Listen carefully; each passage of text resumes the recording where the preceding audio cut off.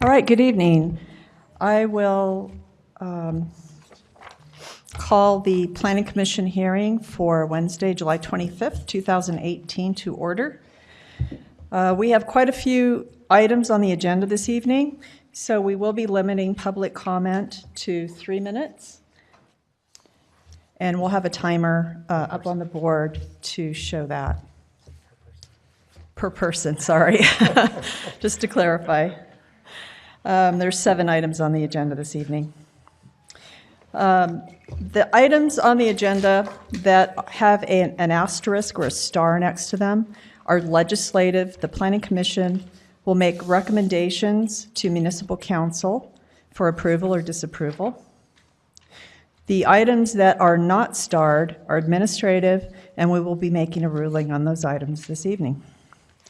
And before we get started, Mr. Rowan will say the prayer this evening, and Mr. Anderson the Pledge of Allegiance.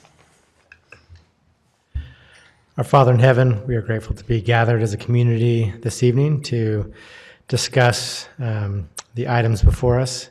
We pray that as we do so, that we might listen to one another, that we might be able to make choices and decisions that will be beneficial to as many of the citizens here in our community as possible.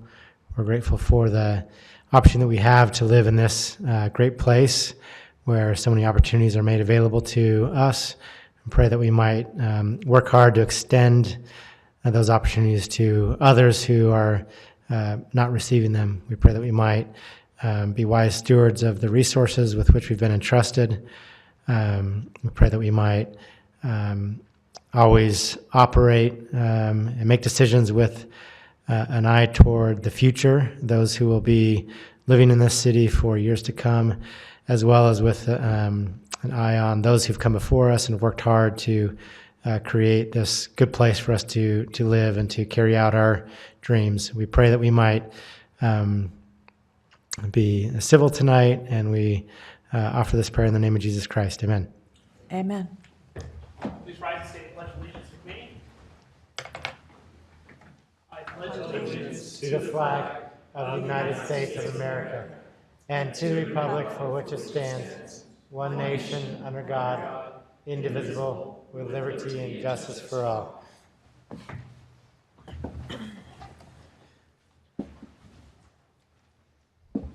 Thank you. I'd like the commissioners to state their name and whether they have a conflict of interest, starting with Mr. Smith, please. Brian Smith, and the only conflict I might have would be perceived. It's not real. On item 2, I am neighbors with the Ecksteins, but it in no way affects my judgment on this, and I have no benefit either way. So, Thank you. My name is Russell Phillips. I'm also a neighbor to our first item is a neighbor of mine, but I don't believe it will affect my judgment in these decisions.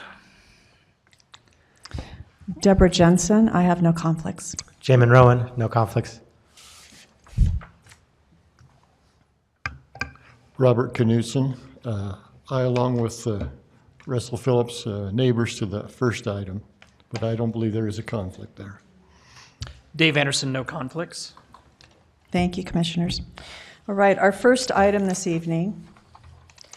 Item 1, Rhettstone requests project plan and conditional use approval for a church building located at 82 North Lakeshore Drive in the SDP3 zone. This is in the Fort Utah neighborhood, and Mr. Ardmore will present this item. Okay, thank you. So this item here is just off of Lakeshore and Center Streets. It's the corner property here. About a year ago, the owners of the property requested and were granted a variance for the street side yard on Lakeshore, right here, to get a reduced setback for their proposed church. On this next slide, you'll see why they needed that. To be able to fit the building and the needed parking for that church. So that was done, and now they're back with their project plan. And as you noted, they would also need a conditional use permit granted tonight for the use of the building as a religious service. Here's schematics for the elevations, what it would look like from the street here and coming up towards it from Center Street here. The staff has gone through this project for review. All the different departments have looked at it, have given it approval. Staff recommends approval as well, as noted in your staff report. It would fit the zone if granted the conditional use. All the other regulations for the building and the site would meet the zone. They do have a reduced parking request from you as well, just by 2 stalls, just based on demand. And I can give that parking count justification to you guys if you need a copy of that. It wasn't contained in your staff report, but I received that after the staff reports went out. But other than that, that's really all I have to present, so I'll have any questions that you have. Any questions for Mr. Ardmore from the commissioners? If not, I'd like to invite the applicant to come forward and present his project.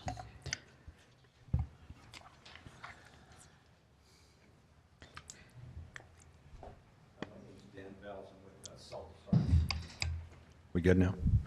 Dan Valls with Saltus Architecture. I'm actually here representing Rhett Stone, who's also in our office, but had another obligation tonight. So obviously we've been working on this project for a while with the members of the Mennonite Church to get to a point where we're at tonight. We're obviously very excited about this project. I know they are also, to be able to get into kind of a real church for their congregation. So again, we've worked through, I think, the materials, the form, the space, everything seems to work for their needs. Again, they're not a large congregation, so it's not a real large church facility. But it will have some nice, we've got some nice stone there that kind of gives you that, religious type feel, I guess, to it. So again, I don't really have any comments. I certainly would be open to address any comments or concerns that you might have. Thank you. Commissioners, any questions? Mr. Rowan. Can you walk me through just a little bit of the other materials? On the staff report, it's just illegible what the materials are where. I mean, the stone is recognizable for me, but what else is here? Yeah, so let's see. Yeah, you should have a pointer, yeah. Yeah. Let's see. Okay. So as you can see on here, we've got, obviously, this would be kind of the stone that would wrap around, obviously, the entrance at the end that you would see as you would approach. So those are kind of the main stone elements that would be there. Then above that, we're doing kind of a fiber cement siding that would be along here. And then it's, asphalt shingle roof. Obviously, we'll have some metal cap flashing that'll match kind of the window frames and that type of stuff as far as the top here. So it's really just a couple of materials. Stone, fiber cement, kind of a lap siding that we'll do here that we'll paint. We'll have just a little bit of color change. We're not going to do anything crazy. It'll be, pretty subdued as far as just a lighter shade of kind of what's working with some of the stone. The stone that we're looking at obviously will have variations within that a little bit. So really just minimal materials. Again, something that's, we're not trying to splash any real colors or anything in there. So the two most dominant materials are the stone and the fiber cement. Correct. Okay.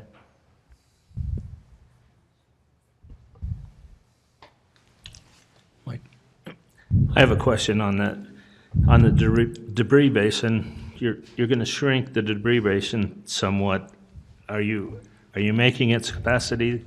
Yeah, one of the things that we worked through with our civil engineer was to obviously keep the same capacity that we've got here. So right now that detention area would be a little smaller footprint. We're opening that up, making it obviously deeper so that we end up we still have the same capacity that we had before. So, and obviously our civil engineer has run all the data which has been submitted and approved through the city as part of this development process. So, so to answer your question, yeah, that's been accommodated for in this design. Any other questions from the commissioners? If not, thank you so much. Yeah. At this time, I'd like to invite the Fort Utah Neighborhood Chair to come forward and speak to this item if they're present. If not, any members of the community would like to speak to item 1? And seeing none, we will close this to public comment at this time and return it back to the commissioners for discussion, comment, and a motion. Can I, Mr. can I Rowan. just say something? This probably is inappropriate, especially in a meeting we have that's as long as this one. This just raised all sorts of curiosities for me about just the Mennonite community in our community. I don't know if it'd be appropriate to have a representative from the Mennonite community come up and just tell us a little bit about the size, the nature of the community, just as a way to be informed. Or I'm happy to. I don't know if anyone's going to stick around till the end of the meeting, I guess is what I'm worried about. But I wasn't aware that there was. When I ride Amtrak, I'm very aware that there are more Mennonite people around me than in our communities than I maybe had assumed. But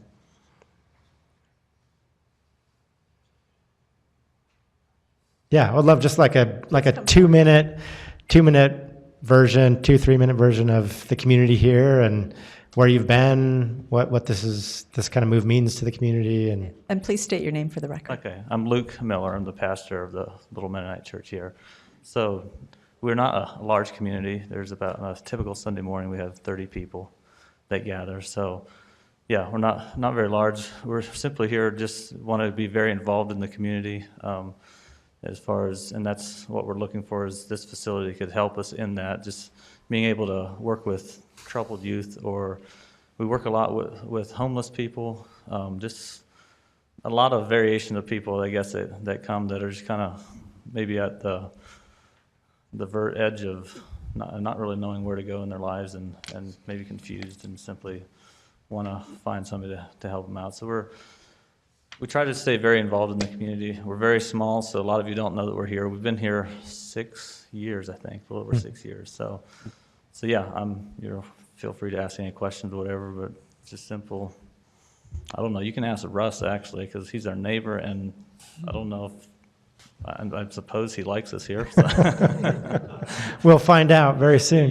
You can find out. So. So you imagine that this facility will make your presence a little bit more established, well known, and would be the facility where you would help those that you described trying to help. But just make that facilitate that. Yeah, it'll just give us a little bit more space as far as working with whether we ever do kids club or that type of thing, but especially even just for our Sunday morning services and Bible studies and that type of thing. So we want it to kind of be a safe place for people to send their children if instead of getting into trouble, they can come if we have activities there.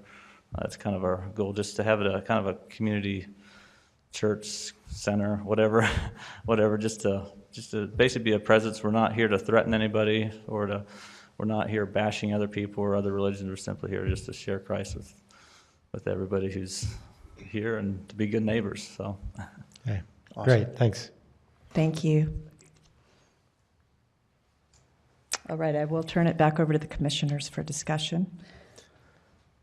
Mr. Rowan? I'd like to make a motion that the staff recommends, that the Planning Commission approve the project plan for a church building and grant a conditional use permit for the use of that building located at 82 North Lakeshore Drive in the SDP3 zone. Second. Seconded by Mr. Smith. All those in favor of approval of item 1? Aye. Aye. Any opposed? Right, so item 1 is approved unanimously by the Planning Commission.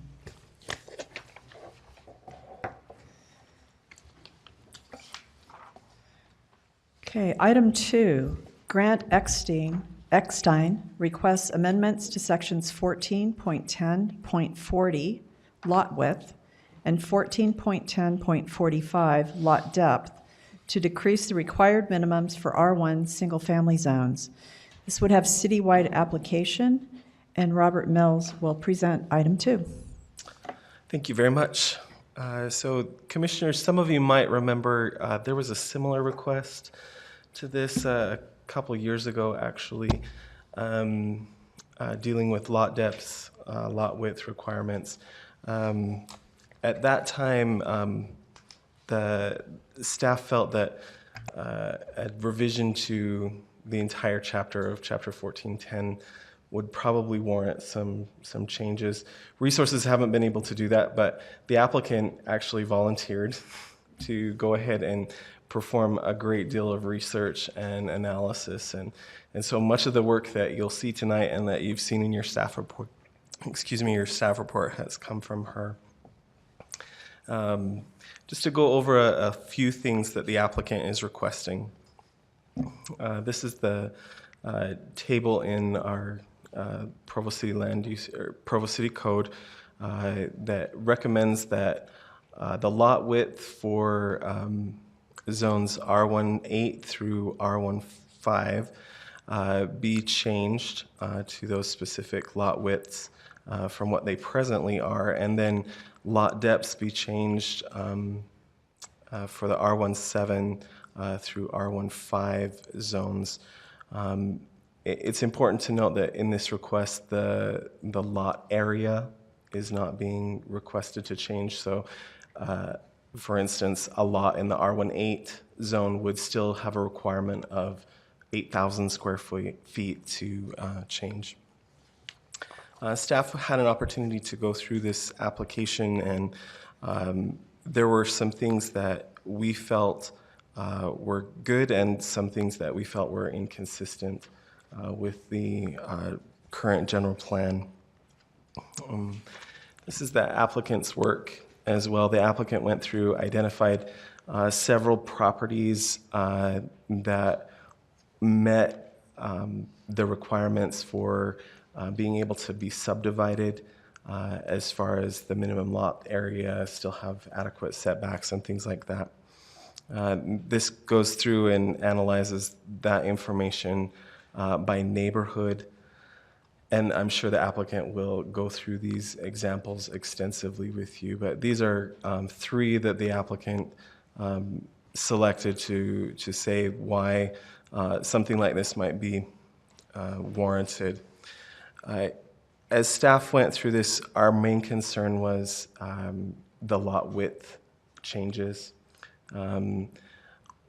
Lot depth is not a big issue. We felt that there could be some leniency there, some that would allow a better utilization of properties and things like that. But the lot width requirements we felt are there not only to maintain the requirements for the zone, but also to maintain the character of the neighborhoods that those are specifically selected for. So our recommendation to you as a planning commission was to give a partial approval, to recommend partial approval on this for the lot depth, but the lot width portion we felt needed additional analysis, and at this time felt that that should not be something that the city council considers. So that's all I have, but I'm available for questions. Mr. Anderson. Why less concerned with lot depth, as shallow as 75 feet, than lot width? Any particular, just thoughts on setbacks then and that kind of a thing? Would that make it? So we felt that the setbacks that are currently in the zone would still allow that continuation of uniformity in the neighborhood. The lot width was more of a concern to us because of in laying out those subdivisions, then it could affect the density more than the lot depth. Okay. would affect the density. Is there a typical setback? Is it like 20 front, 20 rear? That Correct. kind of a thing. So with a 75-foot deep lot, you'd still have Still 35? have- Yeah. Okay. Mr. Smith? I think Mr. Rowland first. Mr. Rowan? So just based on the brief sketch that you provided in terms of the history of this issue, the 2 years ago, the staff currently not having, or at least in the past couple of years, hasn't had the resources or the time to direct at this particular issue. And now you're asking the Planning Commission to not, or you're recommending that we do a partial approval of the depth, but not the width. Do you anticipate kind of dedicating the time and resources to kind of sort it out? Or are you really saying we don't think that lot width should change, period? I mean, does that make sense? In other words, That makes it sense. feels to me like it could just be saying no to lot width, and we're really not gonna think about it again in the near future. Or are you planning on, given the amount of work that the applicant has done, are you really planning on taking what's kind of been presented here and that research, and really in the next, 6 months, really following up on this to kind of come back with a follow-up recommendation? What are you asking us to do exactly? Thank you for that question. Definitely not within the next 6 months. And I don't know how workload is determined from Mr. Pepperoni, but I know that this would involve a great deal of time and resource to go through this entire chapter. In addition, I think it's important to note that, and I lost my train of thought. Bill's ready to jump in, so. The staff's comfortable with the lot widths that we have now, and especially if we're going to take out a lot depth requirement, those lot widths become even more important, because that then determines the depth of the lot. If it has to be 8,000 square feet and the minimum width is 80, then you pretty much know what the minimum depth is going to be. So we're comfortable with what we have right now in terms of lot widths. And because of that comfort level we have now with those widths, in order to go back and examine this and to do some kind of analysis is way, way, way down our priority list. Yeah. And we would not get to it anytime soon. Okay. Mr. Smith? So it seems like there's a word that's been missing, kind of as I read through all of this, both from the staff and from the applicant in their work and their ton of work that they've done, and that's infill. And when there's a lot of infill in areas in Provo, and one of the terms that the staff used was the rhythm of a neighborhood, and I thought that was a great way to put it. But by nature of there being areas for infill, the rhythm's already skewed. And you change lot depth, that's fine. You don't change lot width. You end up with only being able to put one house in a 15,000 square foot, and that itself throws off rhythm. You've got a McMansion right next to all the other R18s or 10s or 6s or whatever it is. So it seems like short-sighted to just do one or the other without talking about the whole when it's related to infill. And it seems like there's maybe a different prescription we could use using the term infill and then looking at things on a per item basis, honestly, and have some allowances for that, plus or minus based on infill. What are your thoughts there? So I think Provo already does some things that help the infill situation. One is that we allow flag lots, and so we'll see a lot of people be able to add a lot in the back, which doesn't interrupt the rhythm of the street because it's a lot in back, it's a home in back. Also, you should be aware that the Housing Committee is very anxious for the staff to bring forward code amendments that would allow for a casita or carriage home in the backyard, so that people could get away from having the basement apartment, if you're in an A overlay, and have an apartment detached in the back of the house. That way, the whole house could be used for the primary unit and the family, and they wouldn't lose their accessory apartment. It could be located in the back. So, and I think staff will be bringing forth those amendments very soon. So I think there are already a mechanism through flag lots. We're going to bring forward another mechanism to help with infill. yes, lot width can go to the infill issue, but we're on the cusp of a lot of development on the west side. These regulations you would adopt will apply to all greenfield development. And housing density has been a big issue on the west side discussions. And if we reduce those lot widths, we're pushing ourselves towards the higher densities that we're really trying to head off, that you'll see in the plans coming to you. So we saw this adoption of these changes at odds with the direction we think the city is going with greenfield development. I was just going to add on to that one of the concerns that we had is, we feel that infill is a very beneficial thing, but our current code doesn't have any sort of definition regulating how that should take place, other than the code, the zones that we have, correct? And this specific amendment is not only affecting that infill development, but as Bill said, every type of future development that either in greenfield or redevelopment of existing parcels, as the housing stock ages and things like that, that has the potential to change. That may be good or that may be bad, but we don't necessarily know exactly how that's supposed to go right now. Mr. Rowan? So to ask, or to kind of re-ask what I thought I heard Mr. Smith asking, and that is, are you aware of other types of approaches to infill development that gets not skirts, but that doesn't necessarily follow the precise zones? Would it necessarily just be on an individual parcel basis, or do other cities Provo? take different approaches to infill, other than they have to line up with the zones within which they are situated? Or I would say that Provo City has more tools in the toolbox than any city I've ever seen, in just that because we have so many residential zones adopted in our code. So you have many different zones you can choose from. So that's one thing. We've talked for years to the Planning Commission and City Council about pocket neighborhoods. And one of the ideas behind pocket neighborhoods was to be able to allow infill development on something more than just a lot by lot basis. So we're still interested in pursuing that and would still entertain applications for things like that.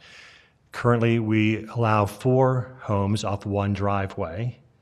And for whatever reason, I'm not sure, we've limited the homes off one driveway to 4. And I'm not sure why. As staff, we've talked about increasing that number just for this type of scenario. But you would need a different zone in most cases. You'd need to change the zone. It wouldn't just be an R18 in order to use some of these tools. But we have the tools in the box to achieve these things.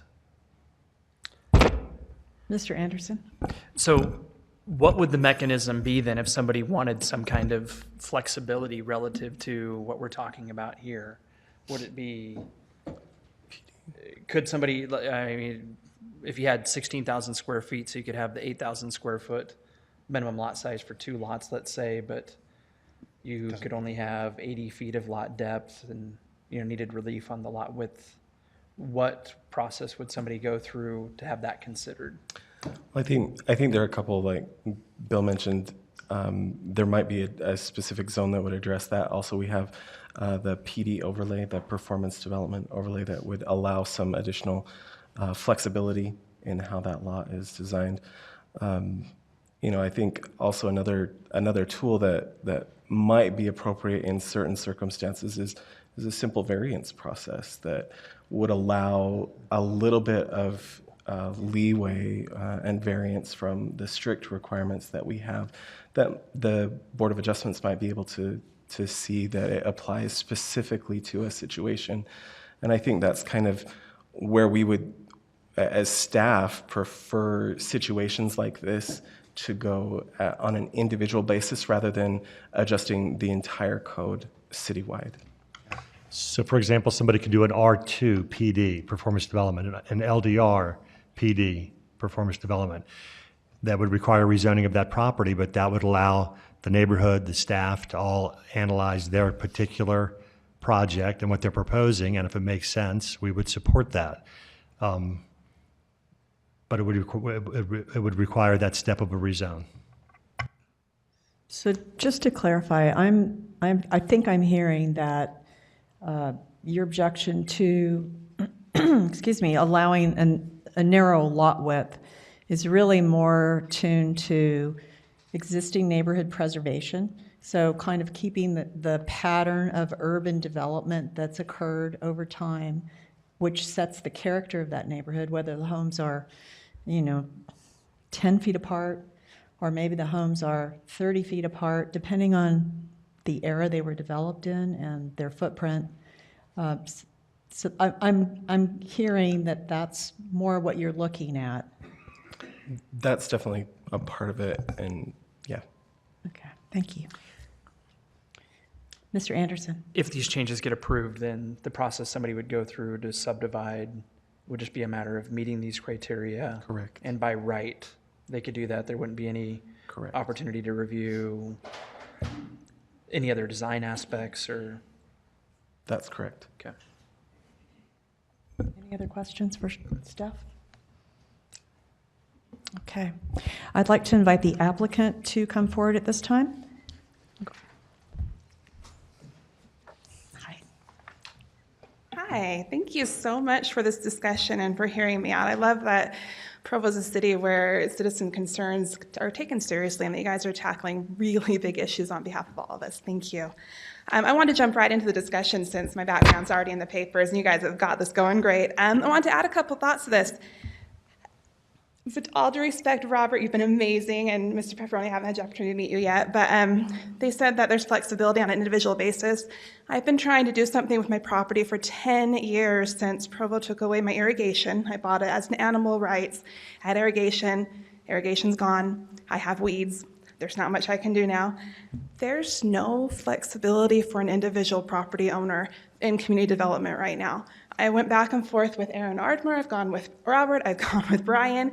There's been no flexibility of, oh, this is an individual case, perhaps we can look at it differently. There's been nothing. That's why it's been escalated to a city level, in part. The other part is because Brian Maxfield pointed out that there's multiple properties like me who are having a hard time getting things going, particularly infill. They don't quite fit the cookie cutter, 80 by 100 square feet. And so he asked and put me in contact with a couple other people and asked me to go ahead and take this as a citizen to seek a zone change. That wasn't a recommendation or an approval by community development. That was simply something that I came into. The other point that's been brought up is a PD overlay. According to my conversations with Brian and Robert, PD overlays only apply to lots that are bigger than 2 acres. Mine is 1 acre. There's no PD overlay flexibility for small lots in Provo, particularly infill properties. And then with a PD, they're talking about rhythm of neighborhoods. In a PD development, developers, as long as they have the minimum square footage, they can make a 65-foot wide lot. They don't have to have 80 feet. So they already have that flexibility, but smaller lots like mine do not. And the last thing I wanted to bring up was with density. Maybe I don't fully understand density, but in my research that I found, density applies to how many houses can be built on an acre, right? The density is built into the zone. My request does not affect density. I will push back on that, unless you look like you want to speak. Okay, absolutely. I just want to push back on that because I don't see how we can get 2 houses in a spot where we only have that limited space. So with the 44,000 square feet on an acre, if I want to put 5 houses, they have to have at least 8,000 square feet on there. By changing the lot width, the depth automatically grows because we can't dip below 8,000 square feet. It doesn't change density. You can still only have, you only have so many square footages in an acre. So that was my main thing. I just kind of added to the conversation. I just didn't dig much into mine. I'll tell you real quick. So with mine, like Robert said, they're so stretched over there. They're busy people in community development. And so when it was brought up by Robert or by Brian that there's other properties like mine who need some help, I asked them what they needed to move forward with something because I'm getting frustrated after 10 years of not moving. And he suggested that I do my own study, and so I did. What I did is I took the Provo City zoning map, and I took the neighborhood map, and I took the Utah County big map, the big SysWeb, and I went through and compared, triangulated with those three things, looked at the areas and the lot widths and depths of the different lots, and identified anything that within their current zone was at least twice as big as the required minimum, and said, hey, this could be developed based on acreage alone. And then I went through and looked at setbacks to see if the existing structures on the property would allow for development, and that eliminated a lot because a lot of them didn't. And I looked through if they could develop based on current code, how it was written, and if my code would change it at all. My code, that wasn't the right way to say it. But if the proposed change would make a difference. And it really only affected 57 properties that could become developable with the code change. And so it's really, though it's a citywide impact, it is small.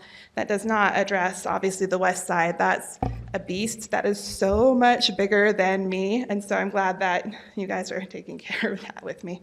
So do you have any questions for me? Any questions for the applicant? Am I seriously that good? Are you planning on, I guess my question, are you pausing to take questions and then going on, or you kind of said what you have to say? I've said what I have to say. Okay. I'm pretty sure. Well, after Bill mentions his comment, then Yeah. I'd like to say. So first of all, your research is very impressive. Thank you. So if you're ever looking for a job as the city planner, let us know. I don't know. I see how hard you work these guys. I don't know if I want to work for you. Just to be clear, this situation right here is yours, is it not? It is mine, Okay. yes. So just so the planning commission understands, why don't you explain your particular situation in a little more detail, just so they know? Yeah, I'd be happy to. So my situation, I have 0.96 acres in Southwest Provo. I'm across the freeway from the Provo Town Center. And it was a fantastic lot when I bought it, but like I mentioned, I don't have irrigation now and I haven't taken the time to put in culinary water. My neighbor also has an acre south to me. Her name is Joan, and when I first thought, okay, I don't have water to water this, so maybe horses is not a great idea, agriculture is certainly out. I thought, well, maybe I can develop this. I went to Provo City Development in 2007 and said, hey, I'd like to develop. And they said, oh, get your neighbor involved. That way you'll have 3 perfectly little shaped lots. We'll meet all the requirements of 80 feet by 100 feet, so we'd have 160 feet of frontage between the two of us. So I spent 7 years trying to convince my neighbor to develop with me, and she finally said no. And so now I'm left with my 0.96 acres, which is definitely infill. I have houses all around me, and then her property to the south. But I only have 120 feet of frontage in that back road along 1340. And with that 120 feet, I can put an 80-foot wide lot by 100 feet deep to meet the current minimum requirements, which would leave me an awkwardly shaped Utah lot where it has a head and then the big body. Or I could do a narrow lot that's 120 feet wide by 100 feet deep, not a wide lot, 120 feet wide by 100 feet deep, which should be way bigger than any other lots in that area. Or I could do nothing. And so through conversations with community development, we eventually came up with this idea that if I turned the lots and had 100 feet wide by 80 feet deep on both lots, that I could develop them that way. And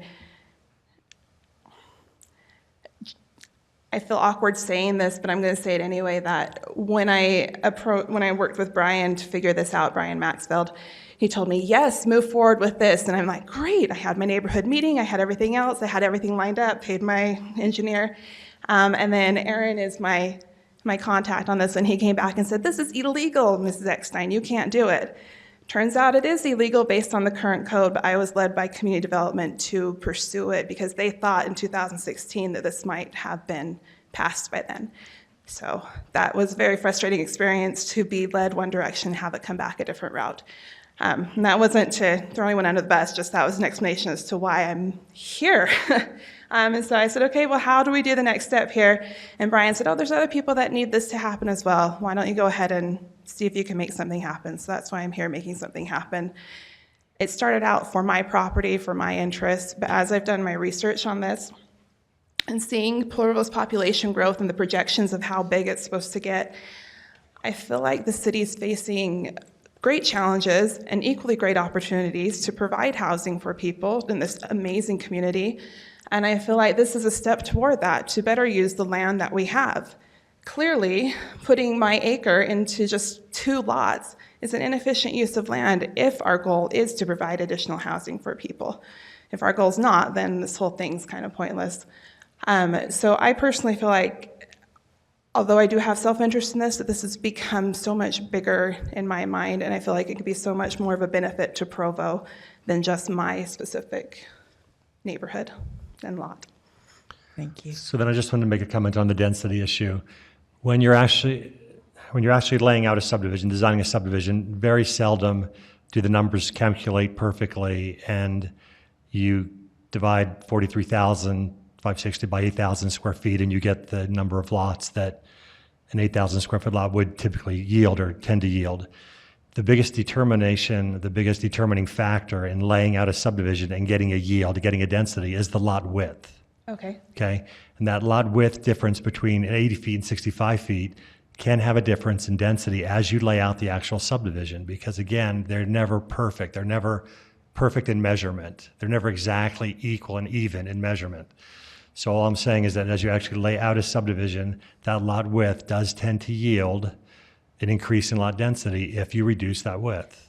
Oh, okay. I don't know if any of you have had experience in laying out subdivisions, but that's been my experience. That makes sense. Thank you for that clarification. I just looked at it and thought, well, if it goes down to 65, the depth has to get bigger, basic geometry in my world. And it looked to me like can't get more out of 44,000 square feet than you can, but I appreciate that clarification. Thank you. Mr. Rowan?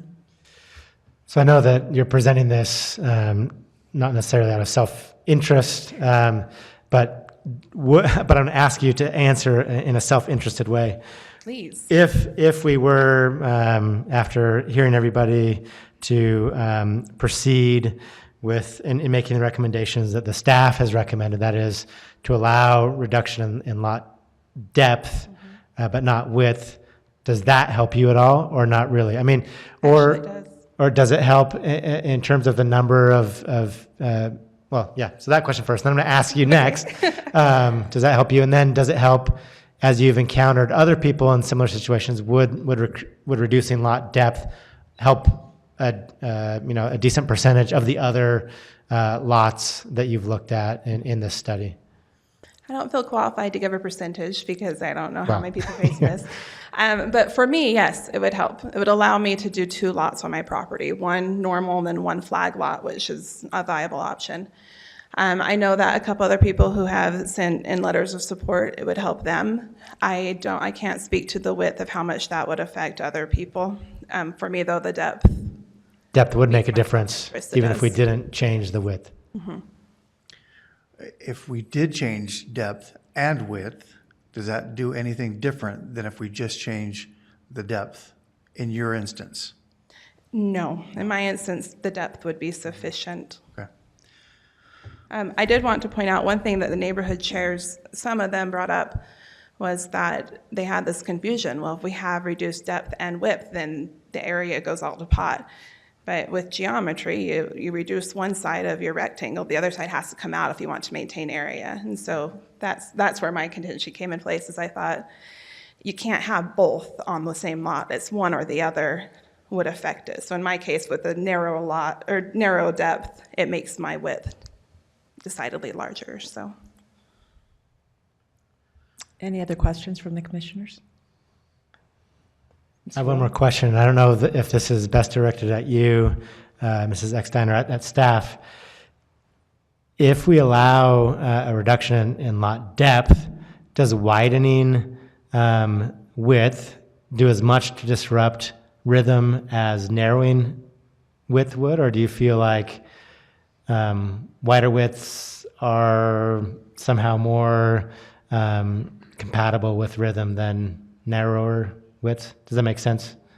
Because if we reduce depth, you've got to increase width in a lot of instances. Yeah, it's a good question. So in other words, why not the concern with wider widths than with narrower widths? Just density. Because I was assuming that we're going to keep can we go back to the slide that has the area? I was assuming that we're going to keep the original frontage numbers. If we keep those original frontage numbers, then I'm not threatened by the depth issue. especially when you look at how much it costs to improve road frontage. I just don't feel very threatened that developers are going to feel encouraged to do a 100-foot wide lot that's only 80 feet deep. I could see maybe a really rare, weird situation where that's the only way it will work. But because of what it costs you to develop street frontage, I'm just not threatened by that like I am threatened by the proposal on narrower widths. Got it. So you feel like the what would happen is that you would on new on greenfield development, you would just have potentially you wouldn't vary so much on the width as you would just on overall square footage. Some people might go deeper and therefore have larger lot sizes than others, and some would be narrower. But allowing the city to reduce the depth of the lot would at least give some wiggle room for infill development, and people work in that way. So this is your way of saying, okay, well we are pro infill development. Let's reduce lot depth. Let's allow a reduction in lot depth. But because we're concerned, we want to keep an eye on greenfield development. We don't want to kind of give up everything to make infill development possible. Yeah, I would agree with that, but I would also point out that in my experience, it's rare for cities to have a minimum lot depth requirement. I haven't worked for another jurisdiction, and I've worked for 6 that has a minimum lot depth requirement. And I've done developments in many more cities than 6. Yeah. Now, Deborah or Dave, if you have a different experience, please correct me. But the fact that Provo City has got a minimum lot depth and a minimum lot width, both those minimums, that's an anomaly in my experience. Let's get rid of one. Any other questions? Thank you very much. Thank you, guys. I appreciate it. Okay, I'm going to invite any neighborhood chairs present who would like to speak to this item to please come forward.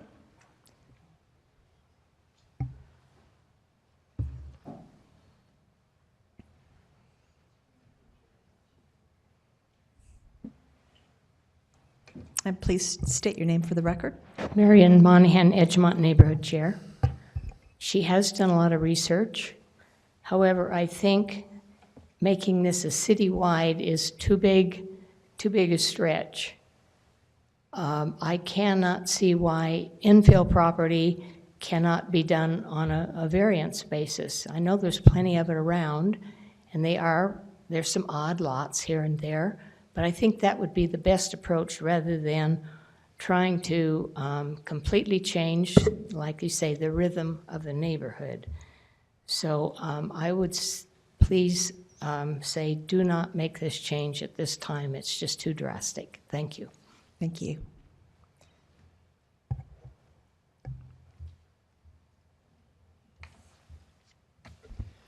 Beth Alligood, Lakeview North Neighborhood Chair. And I'm going to put you on the spot, Bill. There is a particular parcel of land in our neighborhood that this could potentially affect a lot. This particular parcel of land has been fought over in our neighborhood for over 9 years. I'm sure you guys are probably, well, you're shaking your head, yes. And the trust in the neighborhood was put in community development to have that parcel be developed in such a way to compromise with the neighborhood. And if this were to go through and that compromise were to be taken away, you would have a lot of angry citizens. And I understand that has no factual basis in it other than the fact that the citizens have put their trust in the city to do certain things. And if that's taken away, then that trust is lost.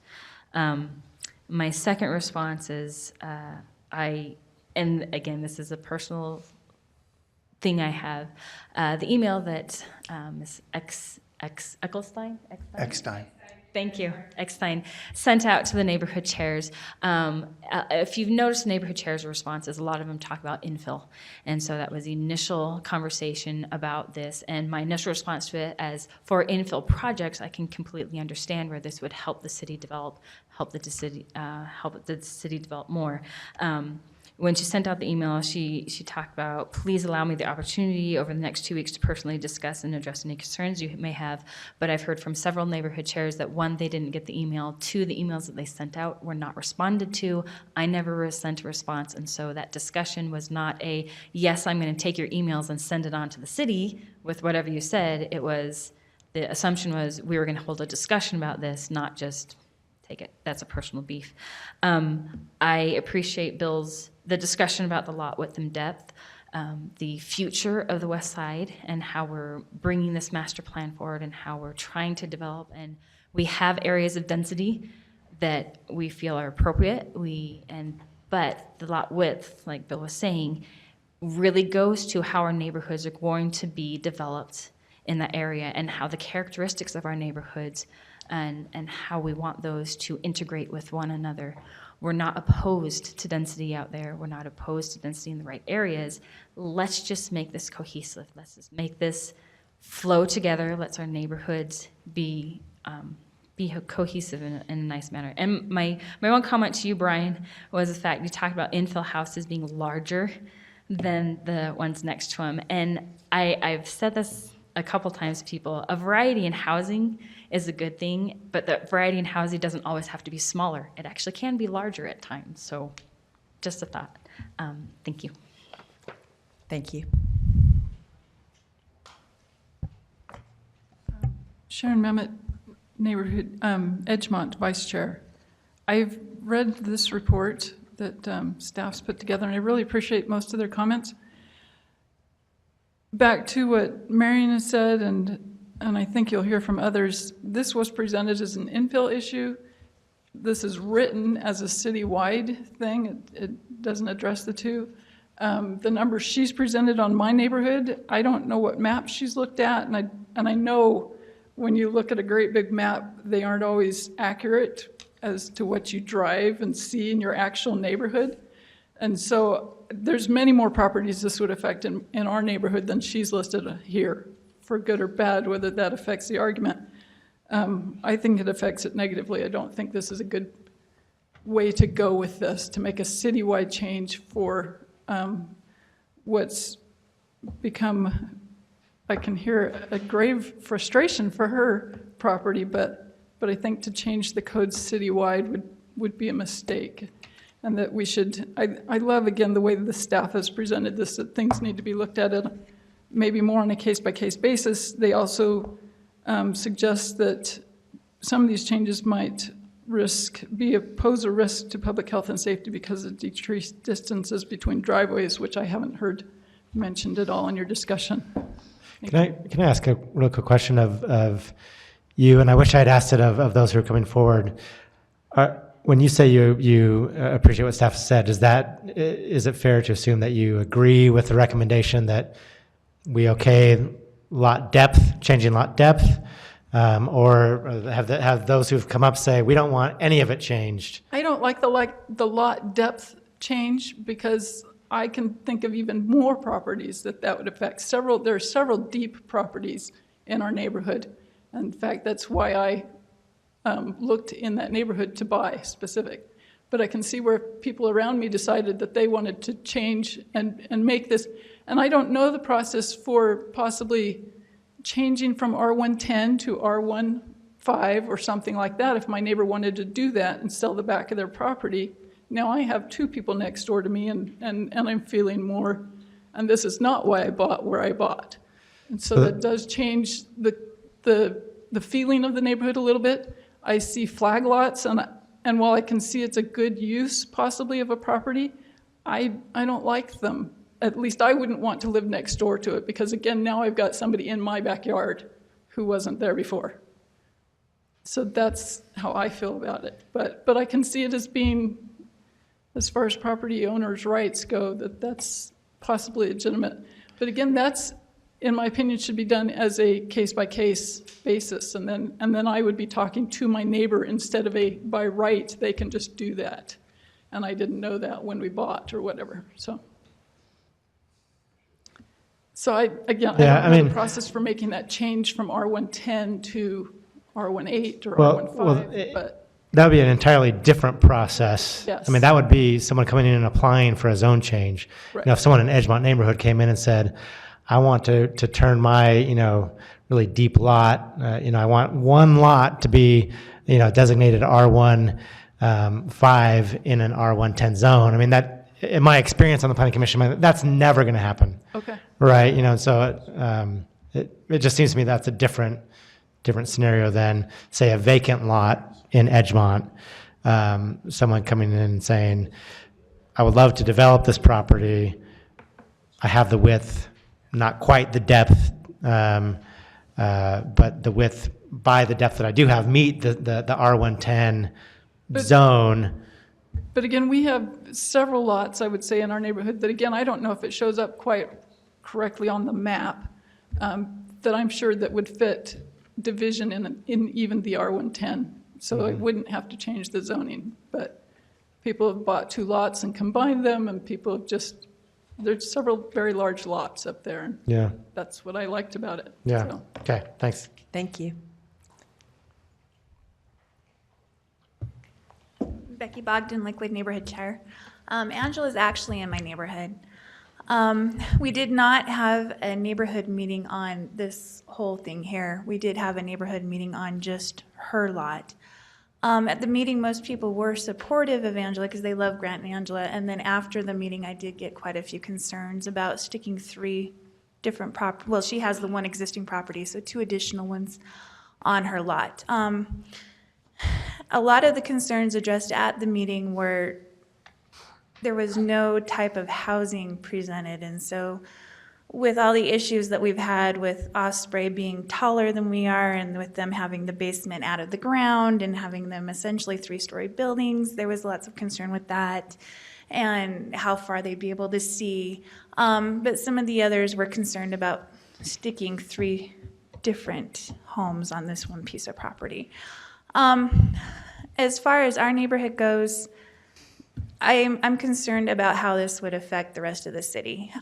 Beth's come up and explained how it would affect her. I've heard other people in other areas say, oh my gosh, this is going to affect us.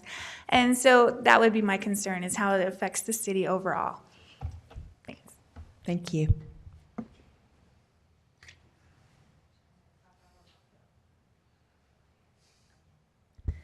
If I followed the conversation correctly, which I'm not going to say that I did or not, I think the lot depth, I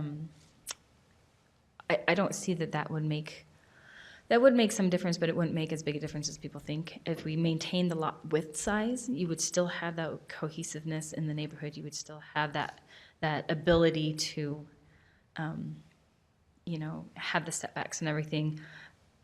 I'm gonna, Bill, with lot depth, that property in my neighborhood, would that still affect that property? Perfect. Then yay! I'm all for that lot depth thing. As Bill was saying, following the conversation, the lot depth, the width will inform what the lot depth is going to be, and you would still have your building envelope, you still have your setbacks, you still have everything like that. So for the lot width seems like the greater thing to stick with instead of the depth. So just my 2 thoughts. Thank you. Are there any other neighborhood chairs present who would like to speak to this item? Seeing none, are there any members of the community who would like to speak to this item? And please state your name and affiliation for the record. Dave Bukers. I'm just addressing this as an impartial observer, really, just looking at the consistency. And as far, I didn't see this proposal before the meeting. I just skimmed through it, so I may have missed some, but I think it said something about why it was not addressing the smaller subzones, but it's very inconsistent to have a larger subzone have smaller minimums than the smaller subzone. There's just some inconsistency there, rather drastic. And then one other thing in noticing it, I noticed that in the subzones, except for R18, they all gave you some flexibility, where if you multiply the minimum width by the minimum depth, you're less than the zone size. So you have to be a little bit larger on one or the other, except for R18. There, it has a minimum width of 80 and a minimum depth of 100, which is exactly 8,000 square foot. And so, you know, tweaking that to make it a little more consistent, a little more reasonable, seems like a good idea. Just looking at this, yeah, maybe it goes a little too far, especially on the width. But even with the depth, and I think in the proposal, you addressed the inconsistencies in the depth because you were what was the change there? So that brings up a good point, that even though it's not mentioned in the applicant's proposal for the R16, if the Planning Commission were to move forward, we would also recommend that the R16 depth just match the R17. So yeah, just, it would be good to see some better consistency. Since you're not recommending a change in the width, I guess the inconsistency there is, you know, you can ignore it. But anyway, that's just some observations I had on it. Thank you. Thank you, Mr. Buchers.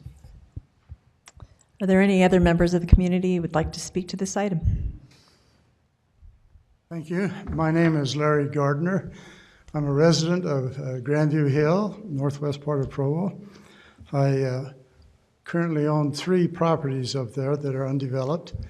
I don't care to develop 2 of them, but I do have a 3rd property directly across the street from my own residence that until last year I also was not interested in developing.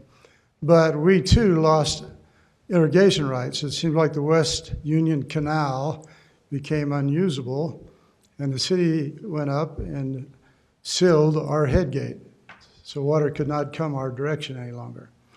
As a result, this lot across the street, which we always kept green and mowed and used it sort of as almost like a little park for family outings and so forth, is now a weed patch, which we also have to mow, but it's still ugly, and we're always fighting those weeds. Over the years, I've had numerous people come by and want to buy that lot. In the past, they couldn't do it. It was illegal, non-conforming, I guess. But earlier this year, we had these lots developed into a subdivision, or divided into a subdivision by Dudley and Associates Engineering.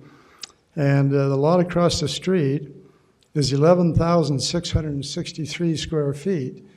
We have a gentleman who has made an offer on it, and the city has approved it, but in the approval, the lot is marked, lot debt is non-conforming resulting from public action.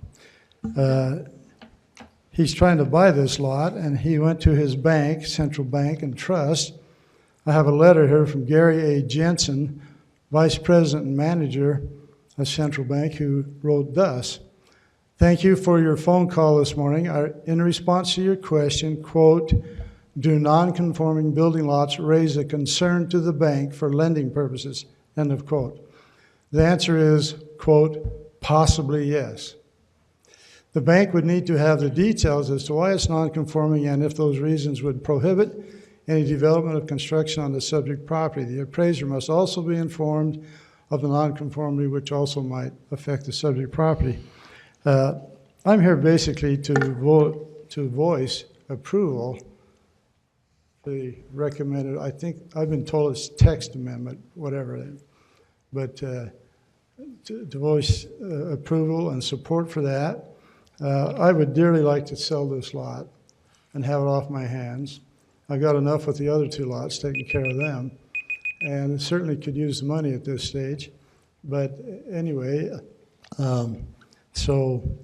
there are apparently lots all over the city that people can't build on, but people would like to build on. Also, As far as, people moving in and hoping things don't change, I've been living on Grandview Hill since 1977. That has changed constantly. And where I built my home in 77, I used to have a really nice view of Temp, nice view of Y Mountain. I can't see any of those things now. 2, 3-story homes have been built all around me. And, that's just what we all call progress. So anyhow, that's just my word. So thank you. Thank you, Mr. Gardner.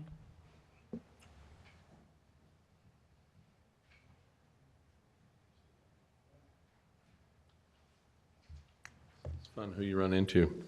Haven't seen him in 40 years. But I don't look 40, so. Leo Lines, I live here in Provo, just south over here. I'm a land developer by trade. I've done some subdivisions. Bill was on the city council when I had one of mine approved. But I kind of agree with Bill. When you start changing these depths and widths and everything, that's fine for saying, okay, it's still 8,000 square feet.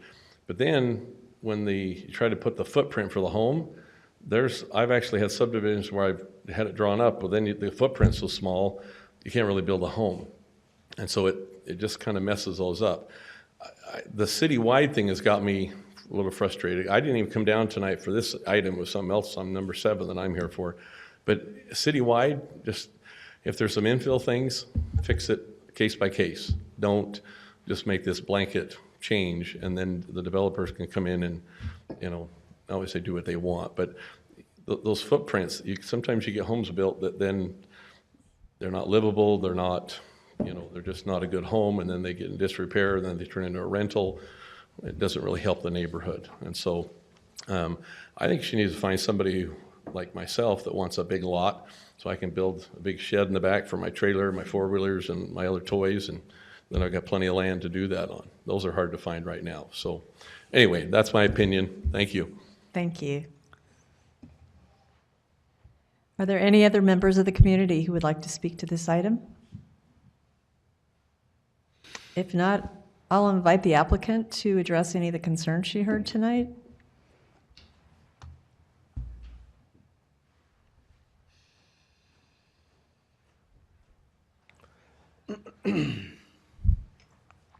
Not sure. This is a brand new process for me. I'm so grateful that you guys are all very accommodating. In terms of concerns, we heard some negativity from the chairs, which is understandable. The west side, they've got a lot going on. That's a pretty big beast. But there's also some chairs that were very in favor of her forward thinking and whatnot. I think the biggest concern that I'm seeing is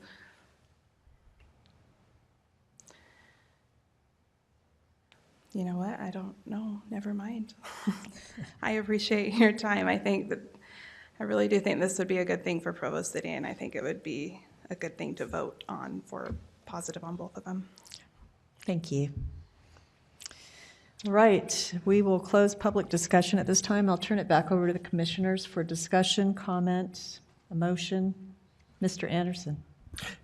Madam Chair, I'm completely comfortable with the idea of making whatever changes we need to make, or maybe having staff help us understand what changes could be made so that somebody with a property that has the characteristics that the applicant's property has could make application to subdivide, to be able to construct additional dwellings on that property, but having that tied to some type of mechanism so that ultimately the city council has some deference as to whether or not it gets approved, so that the particular context of that situation could be evaluated. I think it goes way beyond lot width and lot depth, relative to what's appropriate to place in the situations that I think we're really talking about here, infill kinds of situations where most of the properties around are developed and maybe something's even being redeveloped.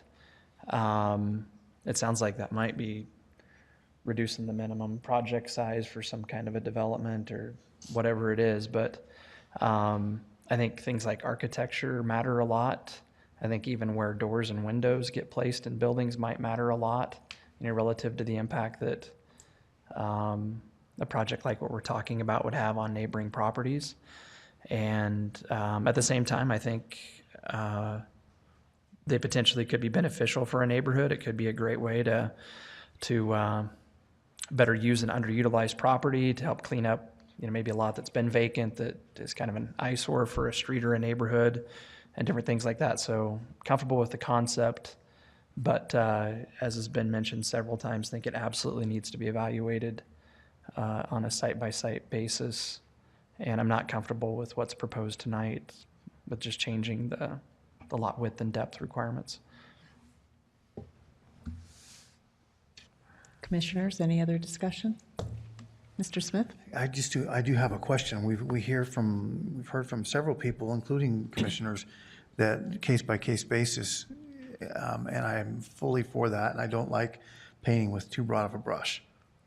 But it seems like in cases, this might be one of several that has been tried and has been unsuccessful.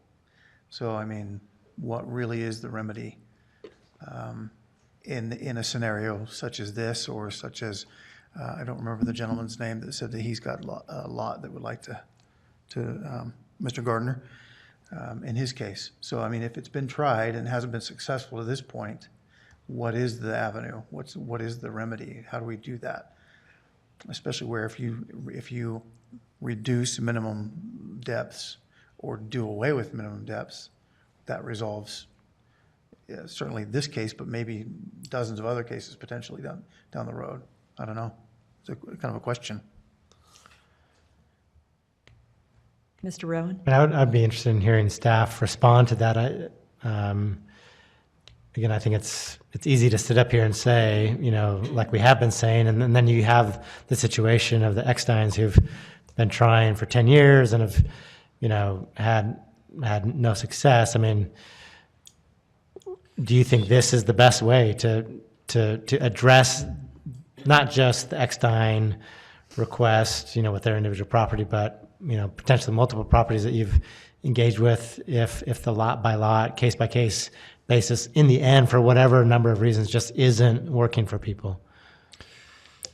Well, you guys are in the enviable position where you get to see the toughest cases. For everyone like Mrs. Eckstein, there's one or two that were able to work out some kind of solution to make something work. She is correct. We've been asked on that property, her property, for many years, is there a way to do 2 lots instead of 3? This reduction or deletion of the minimum depth requirement would solve their problem. But as the Planning Commission, you need to understand that we cannot always, nor should we always, say, here's the solution to your problem. Sometimes the solution is, you need to follow the zone you're in. While I'm sympathetic to Mrs. Eckstein's situation and wouldn't be offended if she got 3 lots because the lot width depth thing went away, if you look at the lots south of hers on the county map that we had up there, the lots south of hers are the size of her 2 lots. So sometimes the answer is you have to play by the rules as they are, and you can't get everything you're trying to get. Sometimes we have to tell people no. Right.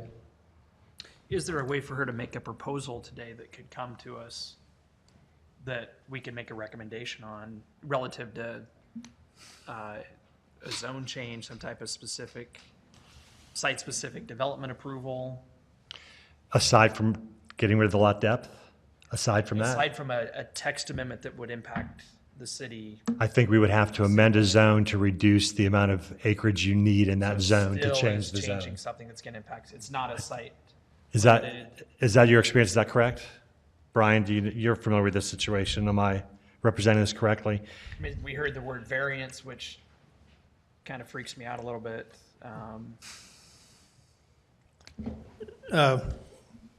Yes. Looking at the lot, looking at the configurations, that was always the issue. I think originally, we looked at it just a flat lot without the home on there. And if you move the lot line east, you could, make things work.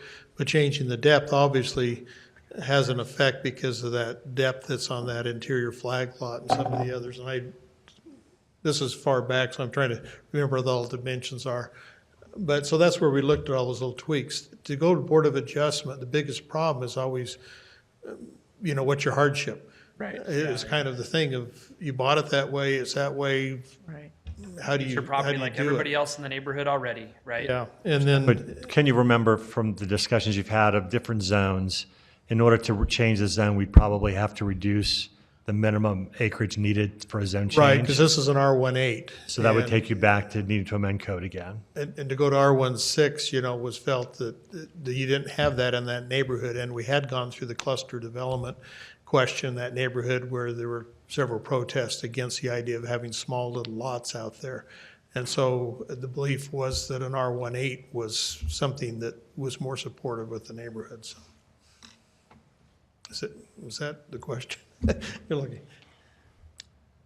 So the answer, I think, is no. There's not a way for her to make application today to put together a project like maybe, the pocket neighborhood kind of concept, for example. Without ripping out a part of her home, which we would Come never. forward and to do. All right. Okay, that. Right. Thank you. Thank you. Unless she did like a specific pro zone that specifically addressed those types of concerns that would basically be written specifically for this that lot. property. And I guess that's what I'm asking. So there is. There is that is- opportunity. I'm sorry, that still This- takes legislative action. I thought you were saying, is No, there a way no. without having to go to city council? No, thought I that was the want question. the legislative route. Yes, so it would have The only to, way I'd feel comfortable would be if there was still that kind of deference that. correct, so it would have to go to city council, but in that specific case, it would only apply to this property. Okay, but there's So not rather like a than a minimum citywide. size for a pro zone project that would keep them No, 'cause the That- pro zone is being written able to be to. site-specific.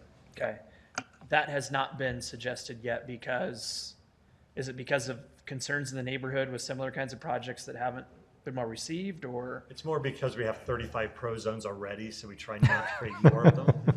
But it's been more than that than anything. Okay. Mr. Smith? So as much as I dislike creating overarching or over broad brush legislation or changes, if we currently have depth rules in place that no other city that you know of has, There are some that do. there are some. Does it hurt that much to reduce them or to get rid of them? This is kind of a question. It's kind of. Just I'll because tell you, Spanish Fork does it, I'm just kidding. I will defer to Mr. Pepperoni's experience when it comes to designing subdivisions in particular. I'm familiar with two communities that have lot depth requirements, and that, I think that is a critical dimension.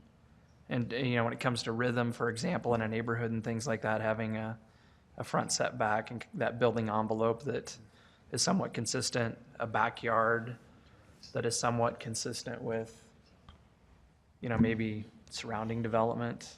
I have not seen a lot developed in Utah with less than 90 feet of depth that I can recall. And that's where, some of the dimensions that I'm seeing are just, I think you'd have to have a unique home design. You'd have to have maybe some unique considerations relative to some of the setbacks, front or back, maybe tightening up the front or something. And that being said, I guess that's where, for something like this to be considered, I'd want to see how all those things come together and work for a design. And maybe it can be done, maybe it could be great, but I'd hate to give somebody the right to maybe put a manufactured home, on a project that, wasn't eligible for that kind of development before we tweaked some code that had some unexpected or unintended consequence and left us with no purview to look at that, or ultimately the city council the opportunity to review that. So some other thoughts. Good discussions, commissioners. Do we have any motion or further thoughts?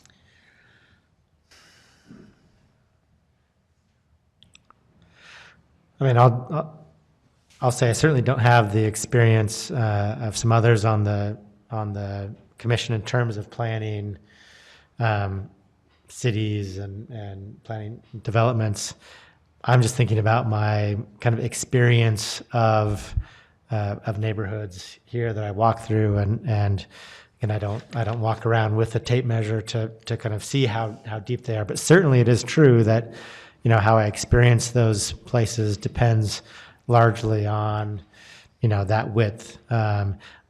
I do know that I'm in a neighborhood that has homes that have a radically wide range of lot depths. It affects property value in a way that I actually really like. I think that it makes it possible for a wider variety of people. The homes in my neighborhood appeal to a wider range of people than they would if they were all the exact same. Again, they're obviously conforming to some degree or got grandfathered in to some degree. I just don't know what the history of my neighborhood is. All I'm saying is that the inconsistencies in the lot depth, I think, are good for my neighborhood, and I don't. So I'm just coming to it from that place where I don't know that I mind relaxing the lot depth requirements. I feel comfortable with the staff recommendation of a partial approval for amending the depth but not the width is kind of where I'm at right now. I have a quick question for staff.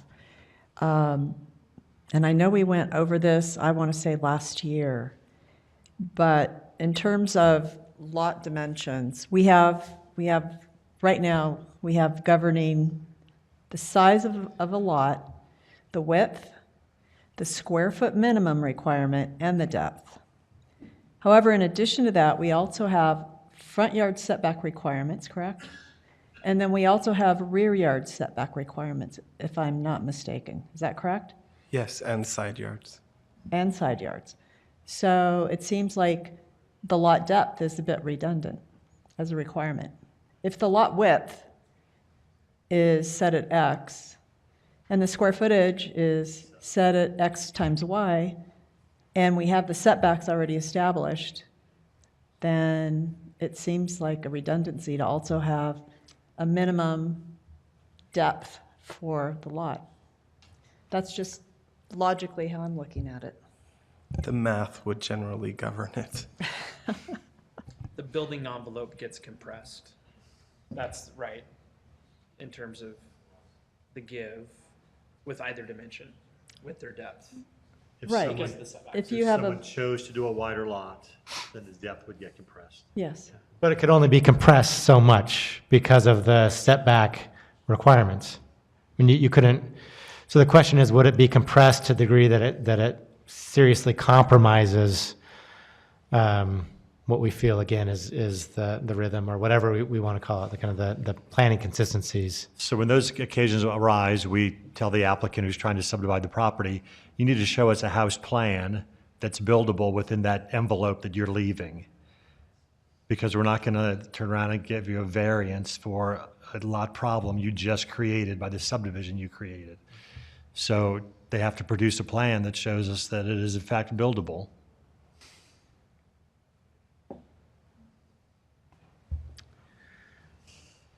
I'm ready to move forward.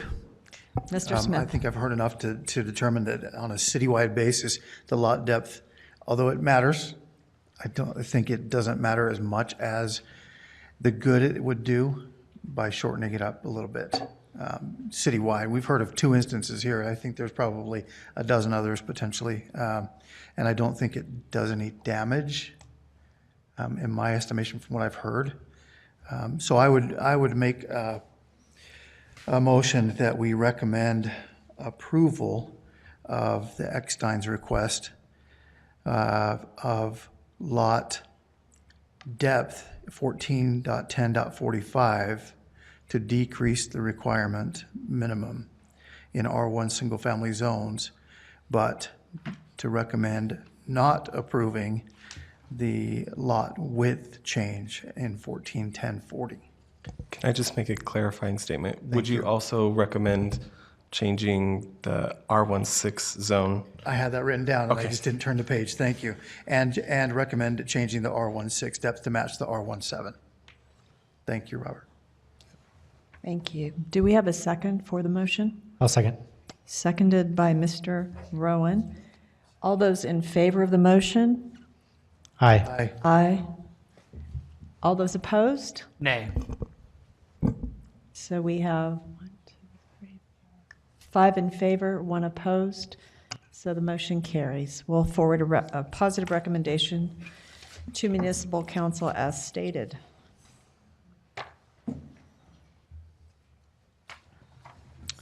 Right. Item 3. The Community Development Department requests a general plan amendment to Appendix H for the adoption of the Mazur Neighborhood Plan, and this will be presented by Dustin Wright. Thank you. All right, so the Mazur Neighborhood Plan has been a fun project to work on. We've had great support and help from the neighborhood in doing so, to get information from them on their neighborhood concerns and things like that they have, and to kind of get a better understanding of it. So it's been great to have their help in this process.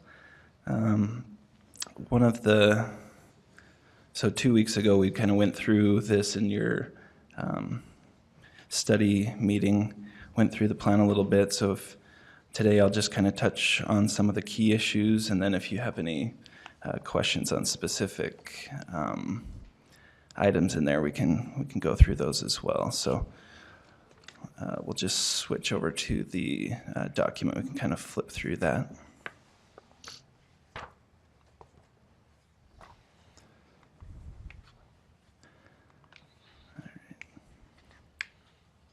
Okay, thanks. So the Mazur neighborhood is Center Street, University Avenue, 900 East, 600 South are the boundaries there, essentially, for the neighborhood.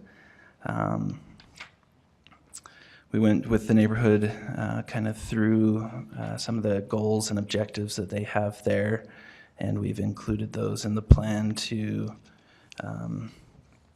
find ways that the plan can help address certain things that they'd like to see happen as their neighborhood evolves in the future. And so we've kind of included that here, gone through the existing characteristics of the neighborhood. Here we're looking at a current land use map. Just kind of shows what properties are being used as generally in the neighborhood. It gives you a good idea of what the neighborhood is there. I did get a comment from Maria Winden, who's on the Planning Commission. She lives in the Mazur neighborhood. She couldn't be here tonight, but she found just a couple of properties that she'd like me to go in and update, so I can go and do that as well. It shouldn't be a big problem. That's a map that, as time goes on, it will need to be updated and things, as well as properties change throughout time. The plan kind of has some demographics for the neighborhood, how it's kind of made up, and different things like that. So got some graphics there that show population by acre, units per acre.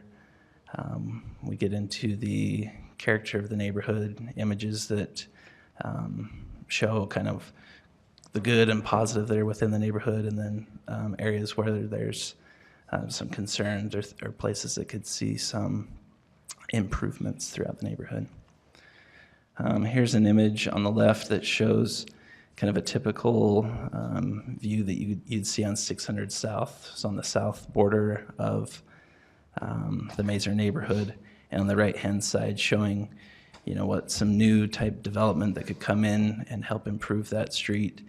And the neighborhood really wanted to see the existing manufacturing industrial uses along 600 South to transition in the future into development that fits better within the character of the neighborhood. And so adding some live-work, mixed-use type spaces, some multifamily housing to help incentivize that transformation from the industrial to a residential fill. That was something that the neighborhood really wanted to see happen there.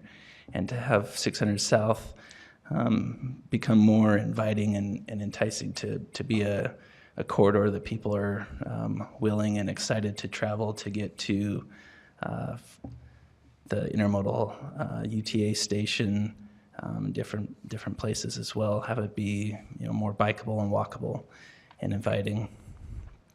The plan talks about some of the existing plans that the city has, the general plan and the Vision 2030 plan, and how those relate to this neighborhood plan. On the left is the zoning map that currently exists for the Mazur neighborhood.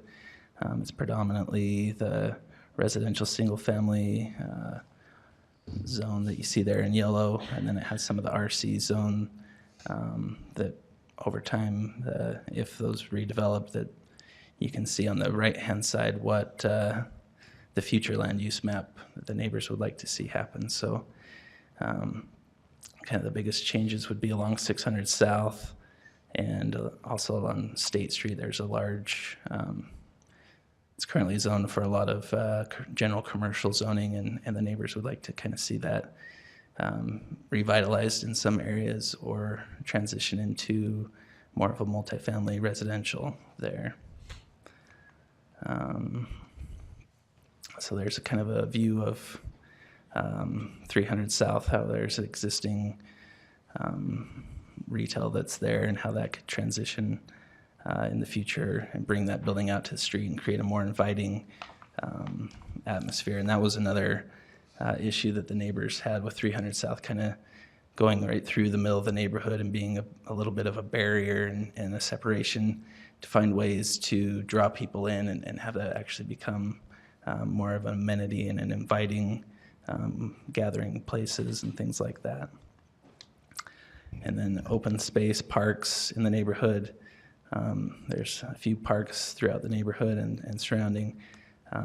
The northwest portion of the neighborhood doesn't have a park there, so they'd like to have the city keep that in mind as they look through or look for opportunities to provide more park space, as well as revitalizing some of the existing parks and creating some more inviting amenities in those existing parks.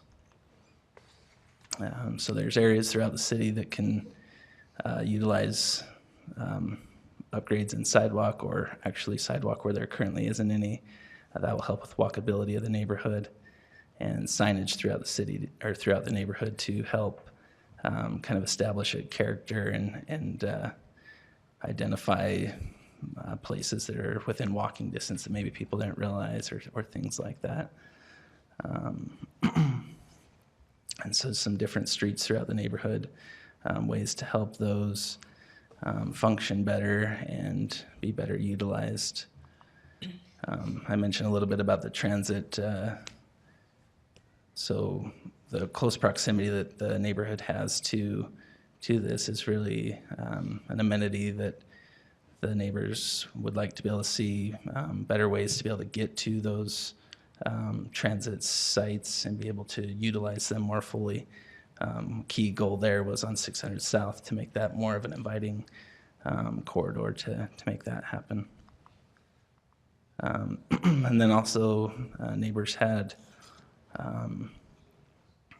they live in the neighborhood for various reasons, and one of them that kept coming up, people liked about it, was the historic character that they see in the neighborhood. And so, but I think a lot of people don't realize that it's actually a big portion of this area that's in orange is in the East Central Historic District.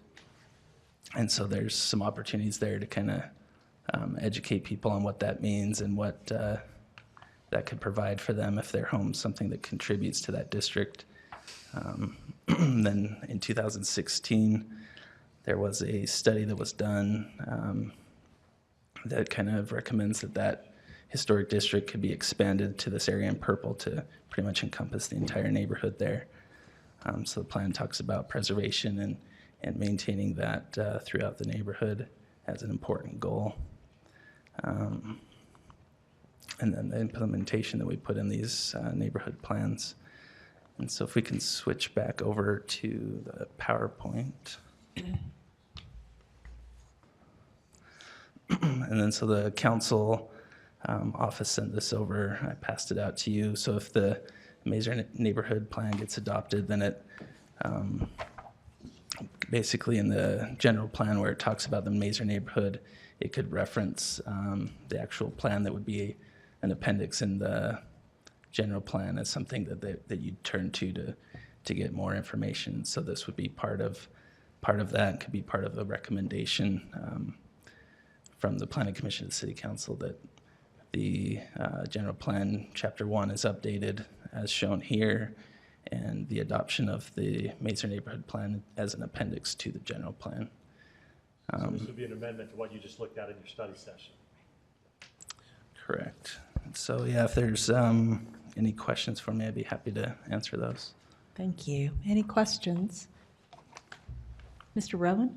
I don't know if I have a question as much as I would love to, at the very least, flag one section for just further conversation, or just kind of filling me in a little bit more on the conversation that's happened, during the process of creating this, which, I just want to applaud. I love getting these neighborhood plans. I love knowing that they're the product of conversations and neighbors being invested in their neighborhood. So I really love this plan on the whole. And again, I'm not trying to be nitpicky as much as I am just wanting to know if there's further discussion, or if there's, what kind of future plans are for discussion. And that is, for me, the commercial core section, I think appropriately is pointed out in the plan as, being something that's really enviable, that a lot of neighborhoods would, are trying to create, or would really love to have the kind of infrastructure in place that's on 300 South. Though there are some problems, I understand with 300 South being a dividing line between the neighborhood, but it does offer the commercial possibilities.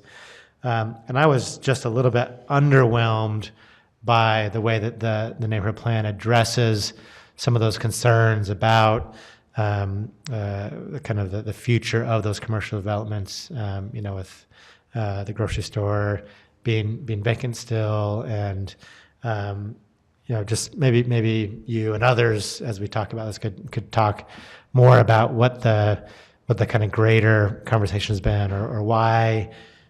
I know you want to keep these things pretty succinct, but why not just a little bit more time spent on kind of detailing or outlining how to address the viability of some of those commercial locations on 300 South? Yeah, so I think that's a great point. The future land use map, the map there shows on 300 South that that area where that strip retail is, that could be in the future become a mixed use zone, and not necessarily a zone that we have on the books right now, but one that as it's drafted and applied could be one that contains some of those mechanisms that will help explain the steps that or provide the mechanism for that area to become what it is that you've kind of seen in the representation on the next page there. The zoning would help create the parameters that would have to be met by development that came in, and also hopefully be enticing in creating that change, so that when these properties get invested in over time, that they're not just putting money back into the existing structure as it currently is, but that they're looking into the future as what can it become, and how does that benefit both the property owner and the neighborhood. So I agree that there's definitely room to explore those options of what can make that a more the steps to get there, I guess, is kind of what you're saying.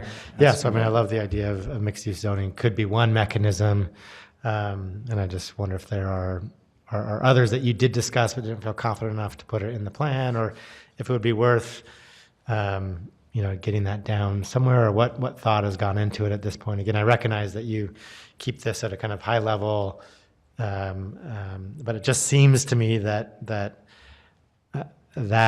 the commercial spaces along 300 South need perhaps a little bit more than just mixed use zoning, or as it says in the plan as it's written right now. This area does need some revitalization to ensure that commercial core can thrive and find success. Having a walkable neighborhood commercial center located in the core of the neighborhood is a great asset. adding some mixed-use space will help provide more residents to support the business so they can thrive. So you point out that, again, the desirability of it, but I'm just wanting just perhaps a little bit more robustness to that. In other words, it seems to me that commercial strip comes with challenges that other commercial areas, so commercial areas, when we did the Joaquin neighborhood plan, its commercial kind of areas are kind of right on the edge of, or right in downtown, and it doesn't have the same challenges that this area clearly has. And again, I say this not knowing what those other mechanisms might be. Yeah, I think along with that, kind of during a portion of creating this document was the grocery store was still there in the neighborhood and was struggling, and so we were talking about what are ways to revitalize that and help it get support so it didn't close. And a portion of that discussion was kind of talking about what's needed to support a grocery store, and usually it's more rooftops or density that can bring people to that business. And so that's also kind of what I think the plan is doing, is it's taking away some of the commercial that's there so that there's not a surplus of commercial, and kind of replacing that with some multifamily housing that could help provide more people in the area to support the existing commercial. So I think with those two components, that helps further along that goal, minimizing a little bit of the commercial that's there so it's not underutilized, and then replacing it with something that will help support what you're trying to revitalize. I think those are two components that the plan will help do as it goes on into the future.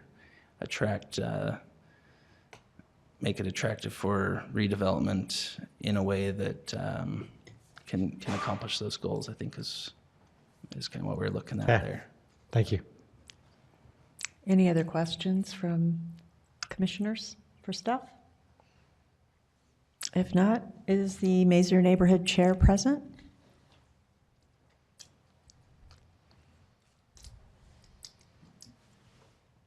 How about almost? I don't think Kira could make it tonight, but I'm Martha Rasmussen, one of the vice chairs. So I'm the representation. We have been working on this for quite a while. It's been a year or two. I realize it's not perfect, but we in the neighborhood do feel it is a big improvement over what we had. As for the grocery store, we would love to have one of those, but I don't think it would fit in the commercial spaces on State anyway. I could be wrong.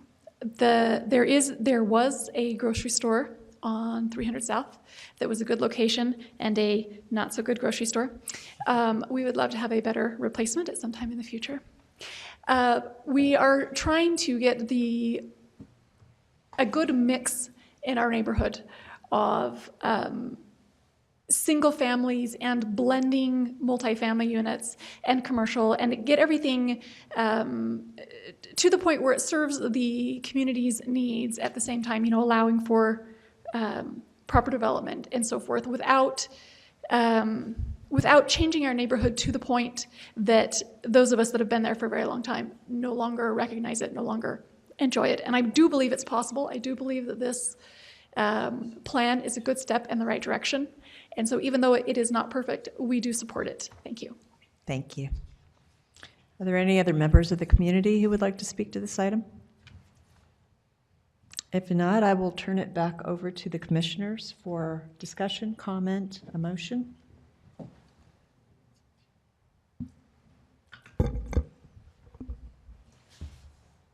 Unless you're ready to make a motion. Almost. Mr. Smith. I'll make one comment and then let you talk about it. But I grew up for 7 years right in the Mazur neighborhood, on 1st South and 4th East, right next to the two homes that kind of burnt recently, evidently. But I like where this plan goes in trying to preserve what's there and make it better. I like the idea of reducing just open, visible parking lots and strip mall look and that kind of thing. I actually really love that. I love Robert's point of providing the house, the rooftops and the houses and the residents that will support retail and commercial in potentially other areas. So I love where the plan goes in preserving what's there and making also what's there and maybe an eyesore better. So I'm in favor of the plan and applaud the work that's been done for the year or two that's been worked on. So I'll agree with that. I think it has a nice, I appreciate the transition from the strip shopping that's right now on 300 to something that accommodates greater density, but also still allows for retail and does so in a way that kind of completes the enclosure of 300 as you move through the neighborhood. I think it's a really nice plan.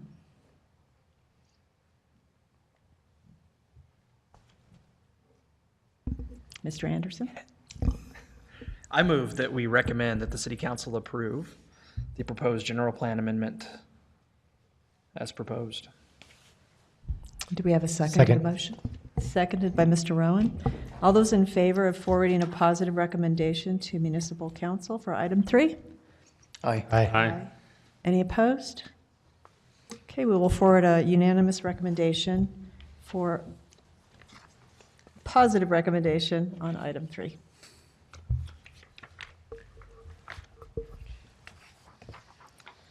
Right, item 4. John Hayes requests an amendment to section 14.10.020, parentheses 6, to allow commercial uses to operate, quote, only in historic buildings, unquote, in the residential single-family R1 zone. This has citywide application and will be presented by Mr. Yost. Thank you. So, 1/3 of you had the opportunity to hear this at a previous meeting, and I'm glad there are 4 more of you here to hear it today. The crux of this application is that the applicant owns a historic home in the Mazur neighborhood, of which he's been a very good steward, maintaining the home and making improvements and doing maintenance to it that will ensure its continued preservation. He is at a point where he would like to pursue the opportunity to sell the property. He is concerned, and these concerns are valid across a number of historic homes that, especially of the age of this home, that its configuration and size is not the most amenable to current residential buyers. It has 1 small bathroom upstairs, a small kitchen, a large living area, but 2 bedrooms and alcoves. It's one of those houses that look, contrary to what a lot of houses do, it's actually kind of smaller on the inside than it looks on the outside. It's the reverse of a TARDIS, so it's kind of backwards.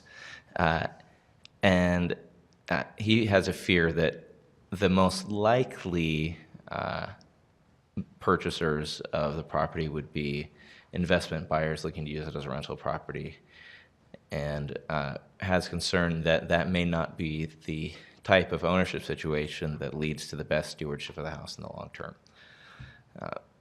As a professional himself, he's looked at the opportunity to allow certain classes of professional uses in this structure and in other historic structures in the single-family residential zone to be used for professional offices as a way to provide an additional option for the preservation of these structures, in that typically owner-occupant professional users are good stewards of the properties, invest in them as it relates to the function and image of their business and their livelihood. And there's a number of examples throughout the city in the residential conservation zone where historic homes have been used for professional offices for number of years, and in a couple instances is probably the only reason some of the houses are still there, because at a critical point they were able to be used in that way. And two of them have actually returned to single-family owner occupancy. So the specific proposal is to add the exact same language that currently exists in the residential conservation zone, which is this line in the uses table that permits the 6,500 class of uses, the professional services, except certain ones related to medical clinics. And only in historic buildings is defined in this title, which means specifically those structures that have been listed and are listed on the Provo City Landmarks Register, with the attendant protections and restrictions that accompany that, the listing of those properties. That currently would affect 18, I think that 17, I found one more that I hadn't put on my list that we had just registered. It affects 18 current properties that are registered historic landmarks in the R1 zone. Those are represented here in that sun circle with the lines symbol. They're generally distributed along Center Street and in the south reach and north of the Mazur neighborhood, the south end of Joaquin and north end of Mazur, with a couple outliers. Many of these homes are owner-occupied homes. Some of them are multi-unit residential homes, and some of them are single-family rental properties. The staff has evaluated the proposal and feels that it would generally have a positive impact on the preservation of these homes with minimal impacts on the surrounding neighborhood. Following our discussion in the last meeting where some concerns were raised about, one, the impact to the neighborhood, especially in light of the previous item in the last meeting that was discussing some of the impacts of home occupations, and then the potential impacts to the site of accommodating on-site parking or other types of changes that may be accompany a conversion to a professional office use. In the letter memo you received from Mr. Pepperoni earlier, indicated that in the case of the specific home which the applicant owns, it would require 6 spaces that could be essentially accomplished by, widening the driveway 1 bay, or providing some parking located to the rear of the detached garage in a way that would generally have little impact to the home. And there's actually a number of good examples in Salt Lake on South Temple where some of those large homes have been converted to professional office uses, and they've accommodated the parking in a way that's very sympathetic to the home. So considering the discussion at the last meeting and the desire to have more Planning Commission members present, we've analyzed some of those concerns and feel that with both the layer of review that any changes to the exterior of the home and the site would require review and approval by the Landmarks Commission, and that all of the underlying regulations related to lot coverage and parking, siting, and location of the residential zones would still apply, that staff still feels that this would be a positive amendment to the text, and we recommend to you that you make a recommendation of approval to the City Council. Thank you. Any questions for Mr. Yost? Mr. Smith? So is it your opinion, or is it your statement that if this is passed, anything that comes forward is still going to have to be approved by the Landmarks Commission and the community development for parking and other things? Correct. So it's going to be looked at on a per instance. Correct. Okay. And as Mr. Pepperoni mentioned in his memo, there may be some homes that simply can't accommodate the parking, or may have to otherwise restrict their use for the home to accommodate it. And yes, you are correct. Any changes to the exterior of the building or to its site require approval by Landmarks Commission or staff, depending on the degree of those changes. I have a couple of questions. Number one, would this still require residential occupancy in addition to No. professional? Okay. No. any of the permitted uses listed in the table can be done separately or concurrently. Okay, thank you. And I guess for this particular property, I'm curious, and perhaps for the others you've looked at that may potentially be affected, is it in alignment with the future land use plan, the uses that are proposed? In that the land use plan says residential. In the residential conservation areas, which were instituted in order to preserve the existing residential character of neighborhoods, we feel that because this already exists in that residential conservation area, which is actually more restrictive than the standard R1 zones, that it is in keeping with the intent of the residential zones to add this, and therefore it wouldn't have necessarily an impact on the land use map, as we're not changing the zone, and we don't feel that we're not changing what zone is applied, and we feel that this alteration to the zone text wouldn't have a detrimental effect to the residential intent of the zones. You're saying you think that right now with plans that say the uses should be residential, this proposal to allow for those uses to be changed to commercial is consistent with the underlying plan to have the properties used residential? Right, because we have a zone in the downtown area that you can see. Is that, which one's the pointer? Yeah, all this blue area is the RC zone, and Which is called what again? What's that? the residential conservation. Residential conservation. Correct. Okay.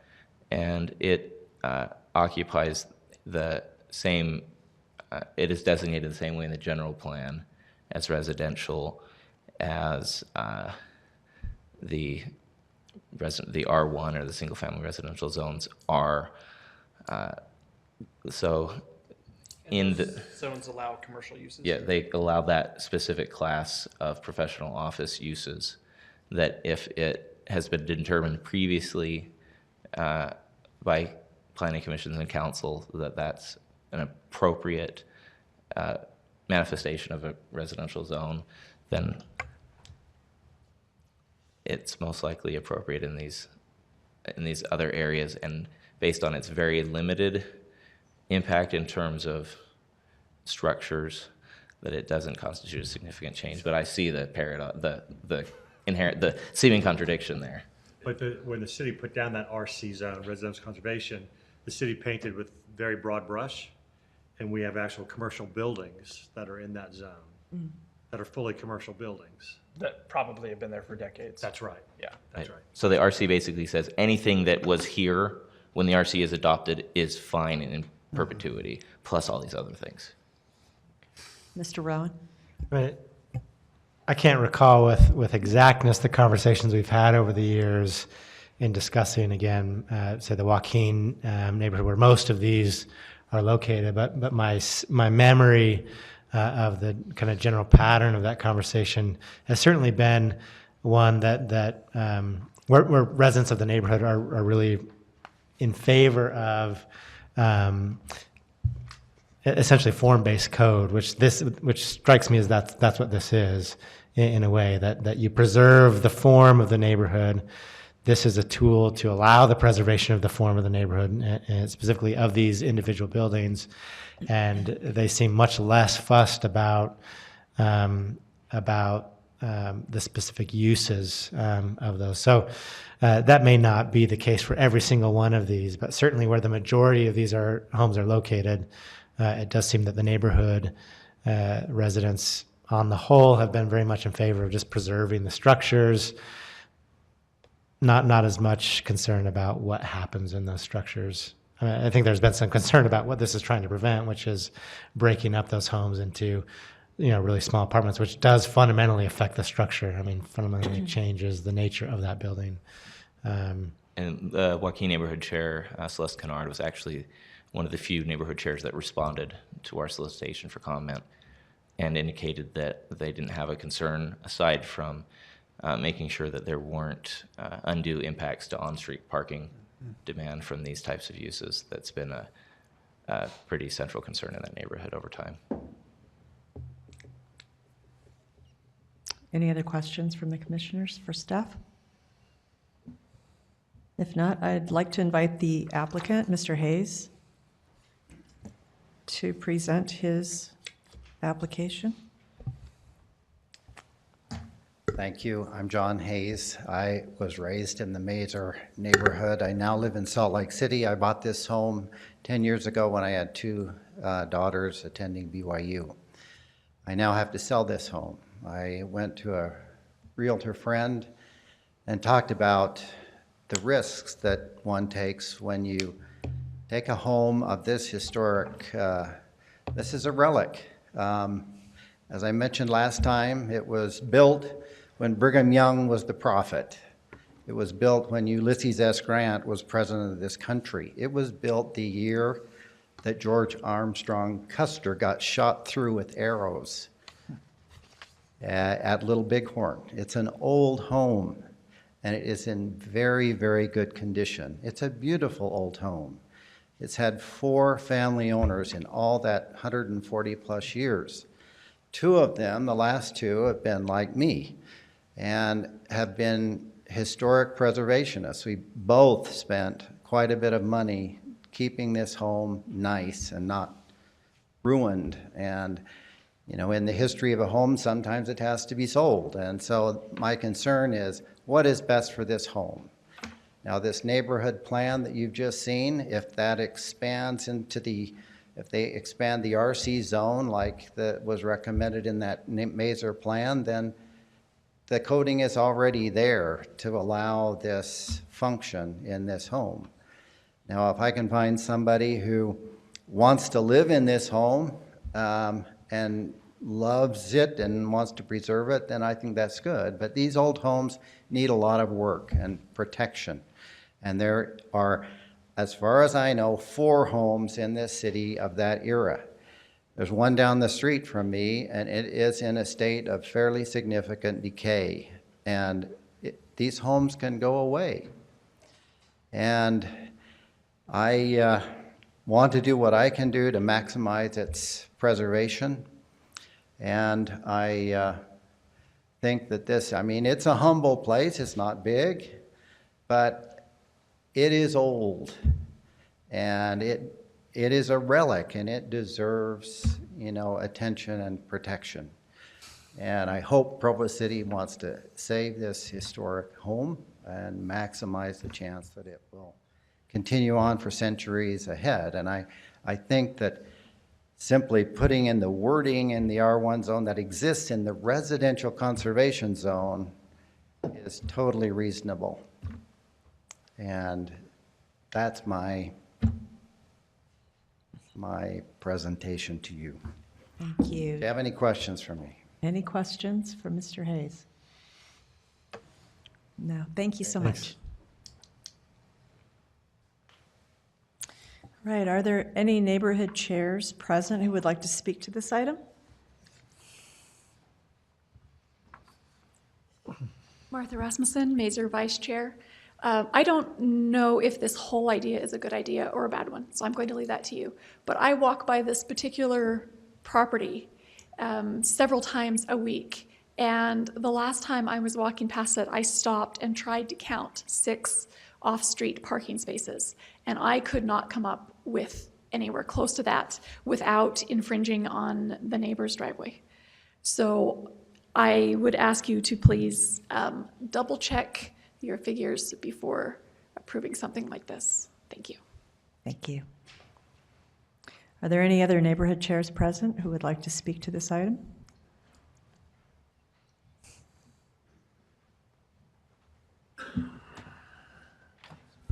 Beth Alligan, Lakeview North Neighborhood Chair. Now, this was not an item that was on my radar tonight, I'll admit, so just from hearing the conversation, the concerns that come up in my mind immediately is along Geneva Road, we have several homes that are tagged as historical homes. And if this language goes through, that means those, no? Okay, because I've been, only, it would only affect the ones on the map. Landmarks on Geneva Road. Provo designated historic landmarks. There may be Okay, old homes. they have to be Provo designated. Yes. I was gonna say, because I've heard several of them have been designated. Okay, well, then that would alleviate my concerns. Like Thank the you. tithing office, the other ones, yeah, they're not on. Okay, so they would not be affected by this. Okay, thanks. Thank you. Question. Are there any members of the community who would like to speak to this item? Seeing none, I will turn it back over to the commissioners. Mr. Smith? Can I carve this up with a laser? I'm going to try and put 6 parking lots in here, parking stalls. So 1 inside, 2, 3, widen that out, 4, 5. Yeah, I don't know where 6 goes, but we're close. Is that kind of the thought? Widen the driveway? Right. Maybe extend, maybe open up the It's a outbuilding? large parcel. Yeah, the garage actually is right on the west property line, so you can't really go that way. But you could park to the front of the, I mean, it is kind of, there's a little bit of a catch to it because technically Provo code does not permit parking in the front setback except on a driveway which leads to required covered parking. So there may be a need to perhaps abandon the existing driveway and construct parking on the 400 East or the 500 East side of the home to the rear of the home. There's definitely room on site to accommodate it. So that leads to the question, is this part of the conservation? Yes, So that has to stay? Right, so this portion of the building is actually the original log cabin, which predates the brick home. And then this was a, help me, 30s? Yeah, 1930 garage. So this actually is super unique in that it gives us like founding period, post-settlement, you know, like expansion era here with this in the 70s, and then this like domestication era 30s garage with this cute little chamfered tops to the garage door, and it has a little breezeway connecting it to the log cabin. So altogether, that assemblage contributes to its significance. Okay.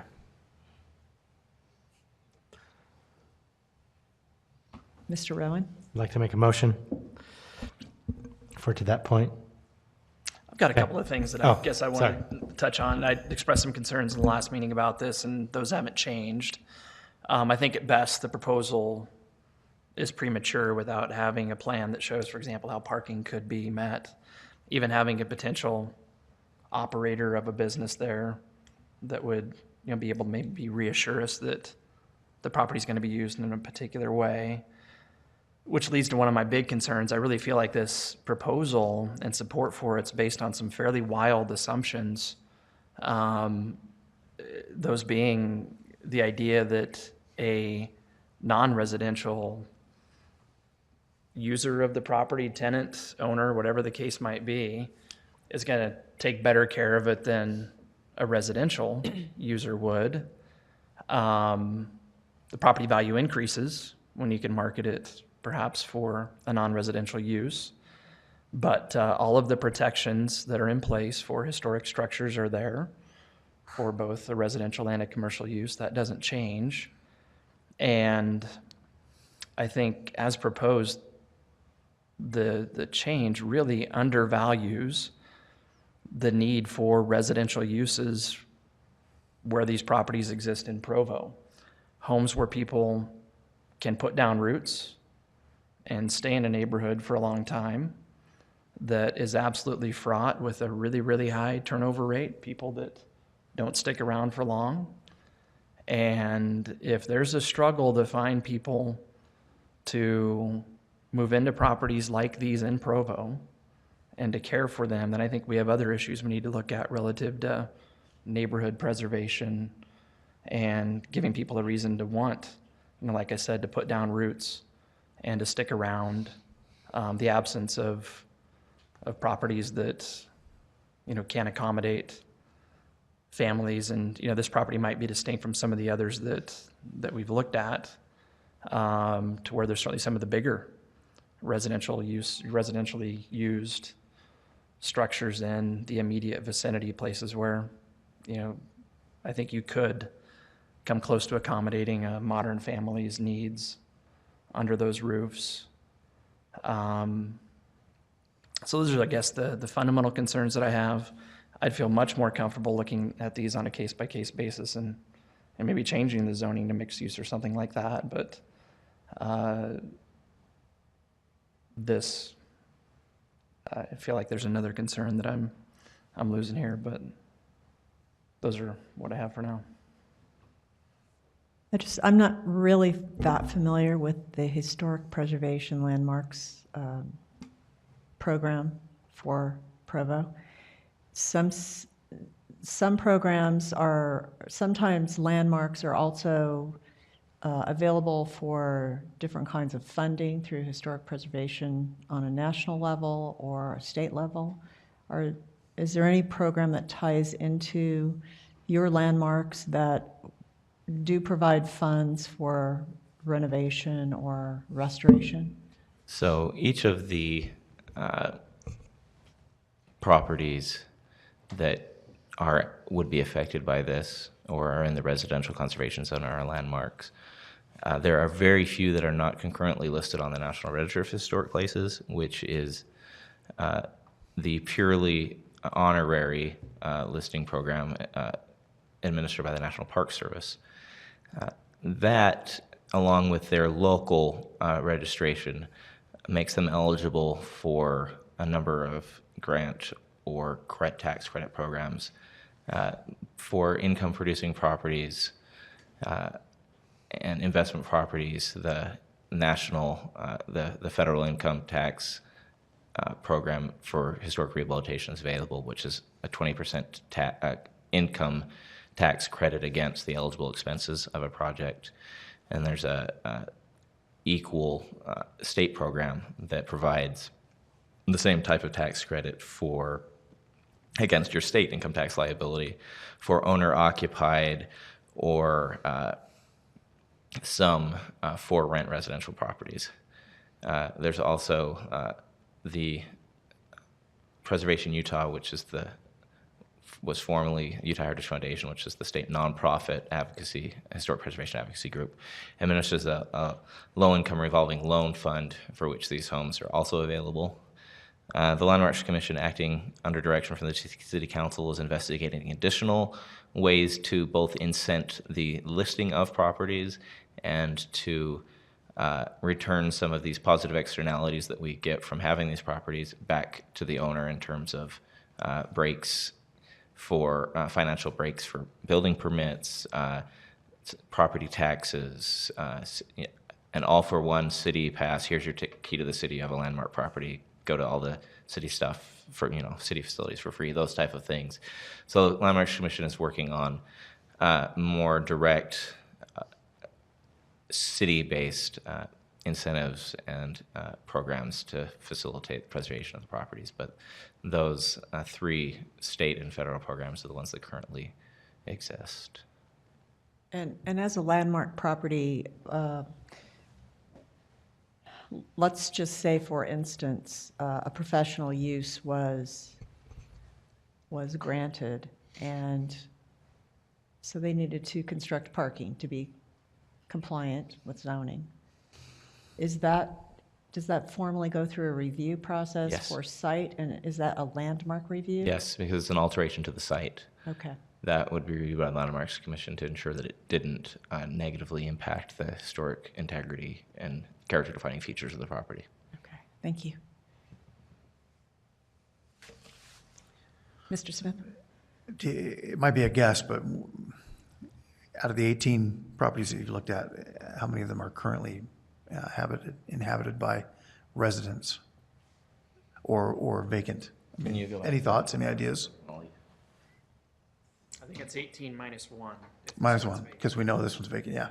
Yep. So it's easier for me to do it this way. Residential, vacant, rental, owner-occupied, owner-occupied, owner-occupied, owner-occupied, owner-occupied, law office for retreat for wealthy law partners. Seasonally owner-occupied. Seasonally owner-occupied. Retreat. Spent more money than anyone with sense would have in restoring and renovating the home. Rental, owner-occupied, both actually the south one, newly owner-occupied as of this week, returned to owner occupancy. And I'm not sure of that one on the corner. So generally, is that a rental? Okay.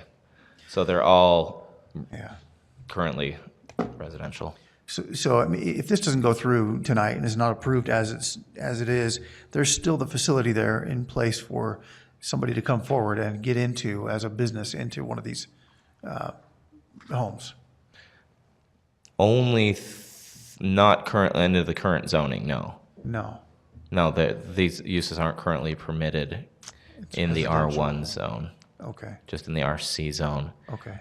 Now, see, I'm to Dave's point. I like the idea of being able to handle this on a case-by-case basis and say, yeah, this works, this fits, and I believe this has a project plan that would work, and this one doesn't potentially, and do it on a case-by-case basis. But there's no avenue for that to happen currently. Sounds like It'd be a zone change. it'd be a zone change request. Yeah. I agree that it is somewhat of a blunt instrument, this change, or a broad change to accomplish what is asking to be accomplished, and would definitely appreciate feedback on ways to perhaps ameliorate some of these concerns. I mean, I think some of Mr. Anderson's concerns are more systemic and maybe just related. If we do something like this, those concerns are going to be a concern regarding, opportunity to move away from owner occupancy. But there may be some ways to mitigate concerns about the physical impacts to the property that could be added or tweaked in this application. I doubt the applicant would be enthusiastic about additional delay to the process, but depending on the level of concern regarding those items that have been mentioned, there may be additional room to add additional language to the proposal that would facilitate or outline a review process that could address your concerns.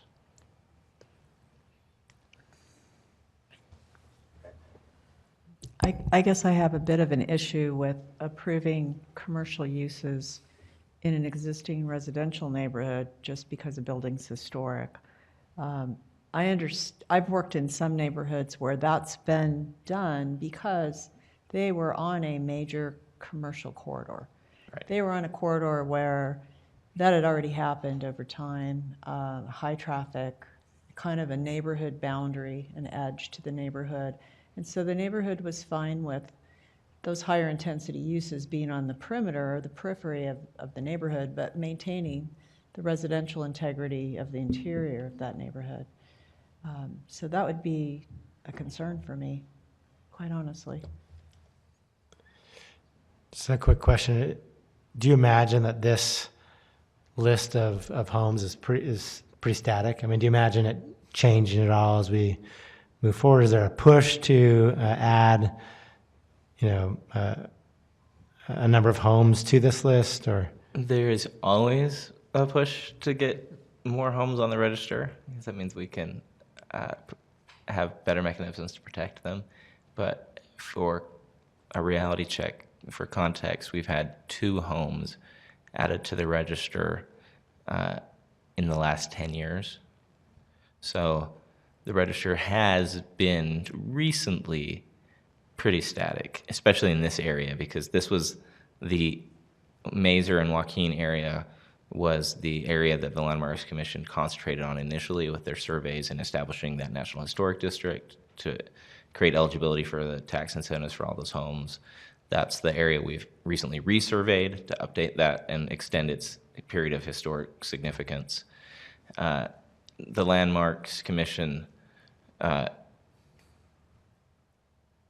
moved away from the degree of proactiveness that they had initially after the first number of years.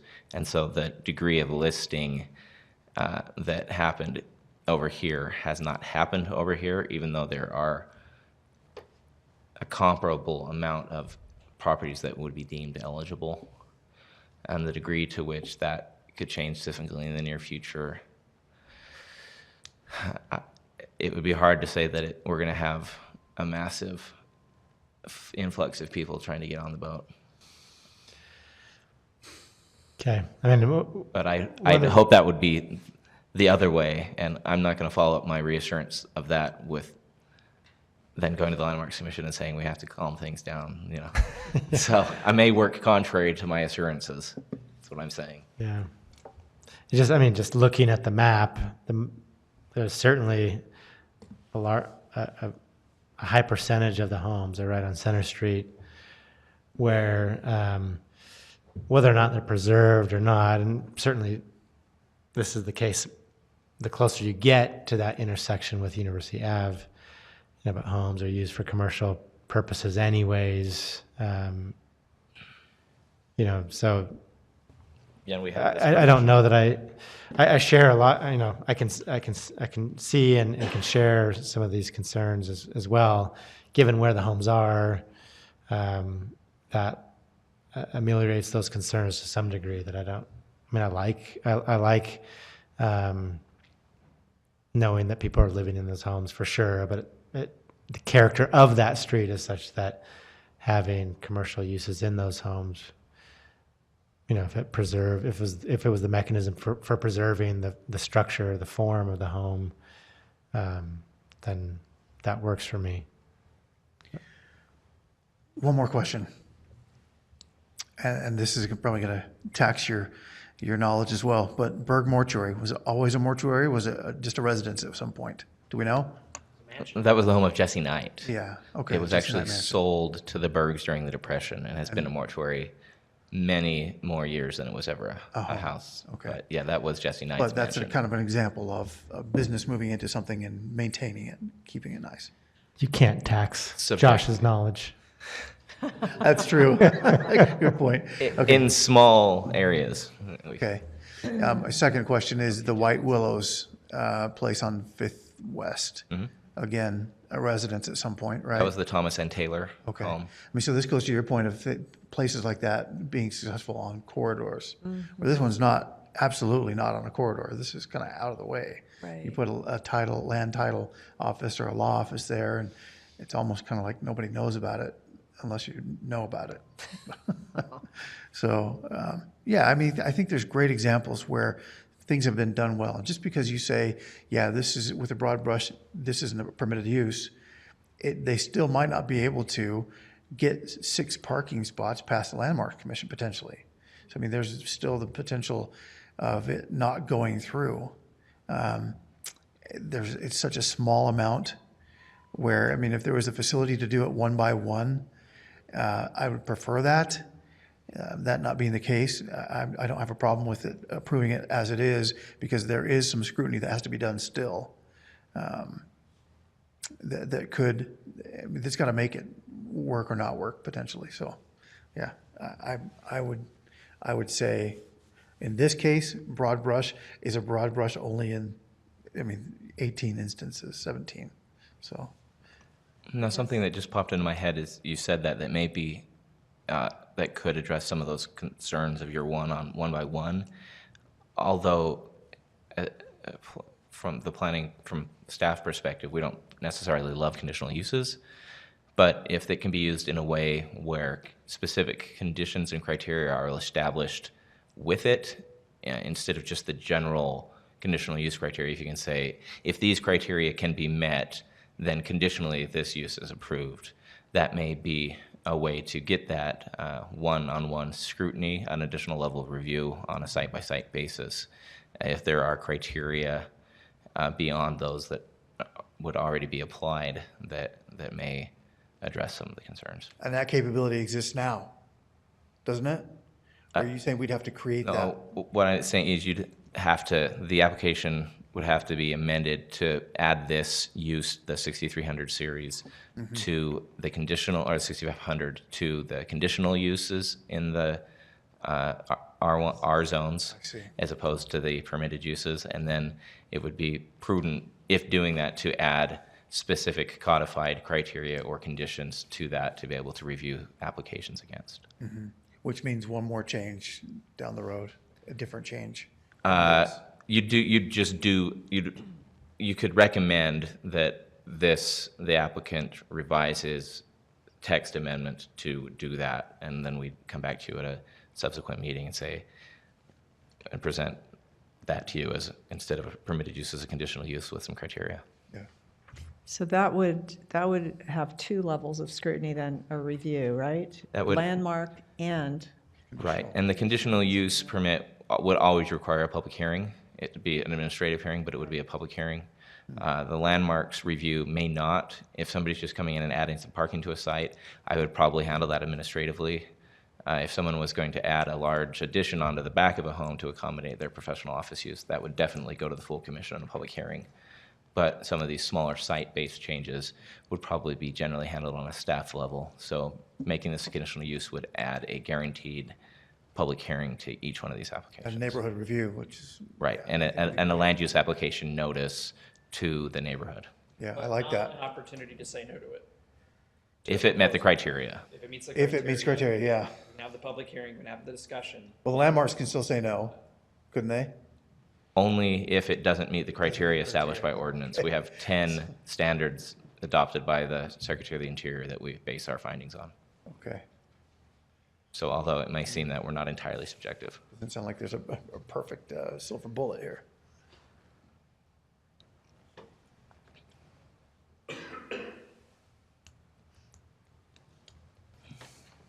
other comments from the commissioners? Discussion? A motion? So can I just ask a clarifying question based on the applicant's presentation in terms of thinking about the history of how he arrived at this point? Was in a sense the desire to allow or to make known up front to potential buyers, whether they be professional, intending it to use this space for professional commercial use, or residential, is that, that's at least a possibility. This is one of the things that this does, is it attracts a broader range of potential buyers to preserve structures. So let's say a really rundown structure. Now, I don't know the history of all the historic homes or even homes that might not be on this register, but that certainly appear to be historic in nature. I'm thinking of one on Center Street in particular that is kind of oriental in its design. I mean, that's going to take a lot of money. With the onion dome? Yeah. The white paint, yeah. Right. So that's going to take a significant amount of investment to, and I don't even know if it's for sale. I mean, I just don't know the history. Or maybe it's occupied right now. I don't know. The attic it was actually an office, a sales office for decades. So Huh. it's one of those that actually has kind of been a mixed use thing for a long time. Yeah. Anyways, the possibility of someone who might be intending to use it as a business has potentially more cash to sink into a struggling structure and therefore fix it up. I mean, is that fair that that's to some degree the spirit of what's being proposed here, or is that? Without speaking for the applicant, I would agree that as he's communicated to me, that encompasses the spirit of his intent. Yeah. And just to add one additional bit of context as I thought about it, this has been in place in the RC zone for 17 years, and there's only a very, very, very small minority of the homes in the RC zone that are used for professional office, and I think all of them were established before the RC zone was put into place. It's probably a little different of a sample in that there are a lot more of the landmarks in the RC zone that have been divided into multiple apartments, so they already are being valued on a cash flow basis. So they might not have the incentive to convert, but the impact this has had where it's been adopted so far has been pretty minimal. So that's, as you were asking about the potential for new properties to come online. I thought that would be perhaps germane to what you're thinking.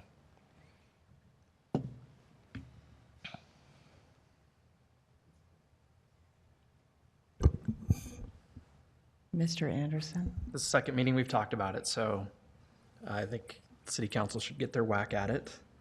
So I'm going to go ahead and move that the planning commission recommend that the proposed amendment to section 1410-0206 be approved as proposed tonight.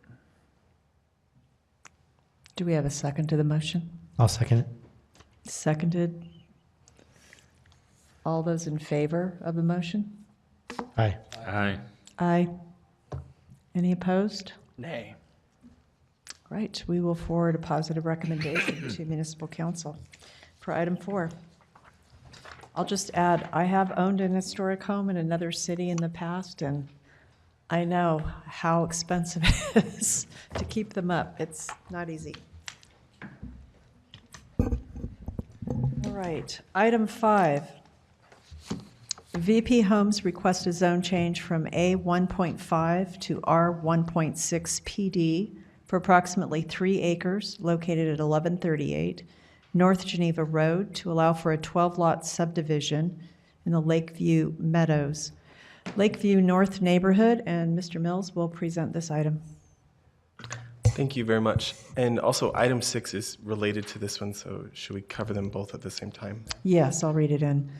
Item 6, VP Homes requests preliminary subdivision approval for a 12-lot subdivision, Lakeview Meadows, located at 1138 North Geneva Road in a proposed R1.6 PD zone, Lakeview North neighborhood.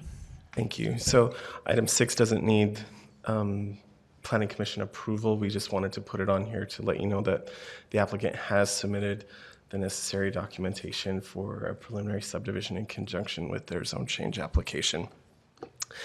Commissioners, you might remember this from a few weeks ago. The applicant came in and we presented this project, but just to give a quick reminder, the applicant is proposing a zone change to this subject property, which is in northwest Provo. Directly to the north of this project is the Homestead twin home development project that you might be familiar with. New commissioners, you might have seen that out there as well. But the applicant is proposing changing the zoning from the current zoning of A15 to a proposed R16 PD overlay zone. This new zone would allow them to have a project consisting of 12 single-family residential dwellings on that property. The layout would be similar to the twin home development that is directly to the north of them. Again, this is their proposed plat and subdivision document that they've submitted, showing that there is this area of the property is for detention, and then this area that's highlighted here on the screen is the actual 3 acres of the total, about 5.9 acres. Is that how big the property is? Yeah. So they're proposing to rezone that back portion of it. These are some examples of possible homes that would be constructed on the site. And in staff's review of this application initially, we did not make any changes to the staff report that you received for the June 27th Planning Commission hearing. Our initial recommendation was because of concerns with the sewer situation that's going on and concerns with language that is being proposed in the West Side Plan, we felt it was wise and prudent to continue this until those issues have been resolved. Otherwise, if the Planning Commission felt that they wanted to move it on to the City Council to forward a recommendation of denial, That recommendation is obviously still in the plan, and I know that tonight the intention was to hear from more additional information from Public Works. Public Works is here. I'm sure they'll comment. But again, in light of this recommendation and the diligent efforts on the part of the applicant, if the Planning Commission felt it would be appropriate to move it on, staff would support that as well. So City Council could again have an opportunity to review and to listen to this application. It seems that the two outstanding issues that Robert referred to are probably more appropriate to be decided by the City Council. I think them making decisions on those issues would really help inform this body in these applications that keep coming before you. So we think moving it on would be a good idea. I'm available for any other questions. Thank you. Any questions for staff from the commissioners? Mr. Rowan? So recommending that we move it on means that we don't follow your recommendation here. We would, You would move it on by approval or denial. Right. We're comfortable with whatever you would like to do, but either one moves it on. right, but the staff recommendation here is a recommendation of continuing it. Given that those concerns. Staff recommends continuing the item to a future date, Yeah. is what it says here, but You already did. Yeah. Tonight, so we're. Yeah. Okay. The question I have is there anything substantively different here than there was before? Did we work out the whole net versus gross? And I don't want to get into that conversation again, but it doesn't seem like there's anything new or different here. Okay. Correct. Yeah, I'm inclined. Nothing to has just- changed. No changes. To Nothing make a has motion and changed. send it through, but yeah, let's a couple give weeks. it the process. Okay.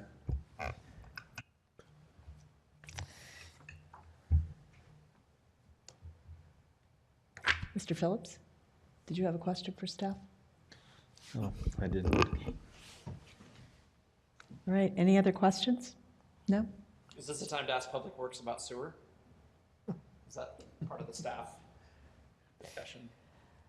We I mean, could, that was, I felt. we a could big do it part of now why or I- after the applicant speaks. Okay. Any preference? Next week.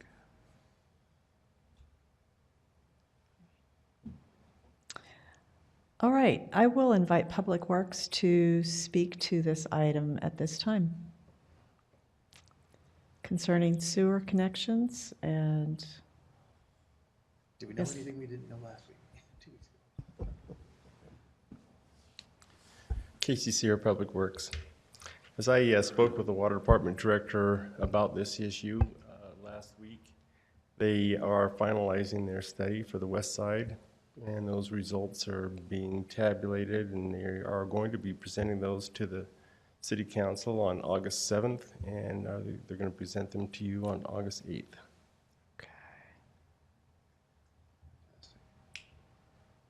That's progress, that's wonderful. Any questions from the commissioners?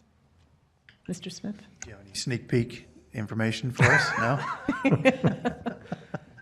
No? No previews. You better not. Okay. Thank you very much. So I would just mention as well that that meeting is when this item would also be addressed by the City Council. Potentially on the 7th. Potentially. That's when it would be. Yeah. Okay, thank you. All right, then I would like to invite the applicant to speak to his application. Hello, Ty Vrains, VP Homes, and it's good to be back. I know we've all been here for a while, and I'll try and be as concise because I know most of us are familiar with it, but to summarize it in concise of ways I can do this is I think there's three main points. The first one, which has just been mentioned, the two issues being the discussion between gross acreage versus net acreage, and then, of course, the sewer issue. My request is that the sewer issue is what it is. If we can set that aside and focus on the zone change and the subsequent subdivision is what I would I would request, because if we don't get sewer connections, we don't have a project. If we get sewer connections, then whatever is agreed upon or is decided upon, then moves forward. Summary point number 2, it really does come down to the gross versus net discussion. We started off when we investigated this parcel, everything was assumed to be on gross acreage. It wasn't until several months into this where all of a sudden some discussion came about that the West Side Neighborhood Plan was considering whether it was net or gross, and then it became quite an issue. My thoughts are wow, if we'd only come in front of Planning Commission 8 months ago, I think we all would have assumed that it was gross acreage that we're discussing. In the staff report on page 3 under general plan policies, it's mentioned twice, and I don't want to take it out of context, but it's mentioned twice how this application is consistent with the general plan, quote, aggregate gross density, end quote, 4 units to the acre.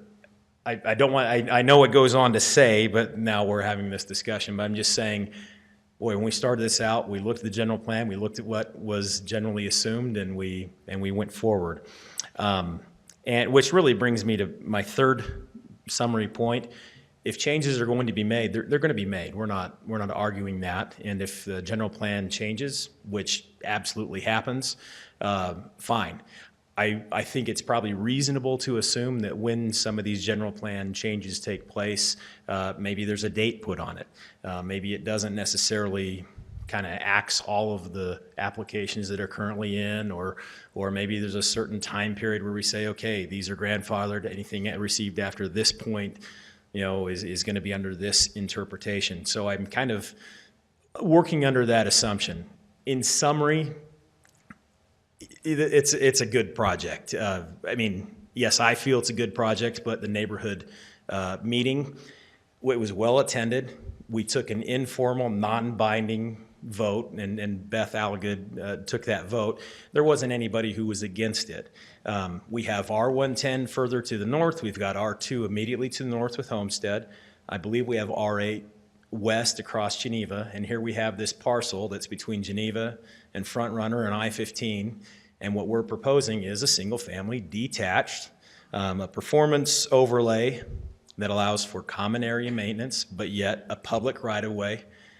It works in so many great ways, so we're saying, hey, let's not kick it down the road any further. I'd like to go in front of City Council, but I would like to go with an approval instead of a denial, because it's a project that makes sense for the location. It's good for the parcel, it's good for the neighborhood, it's good for the community. And I'd love to take any questions you may have.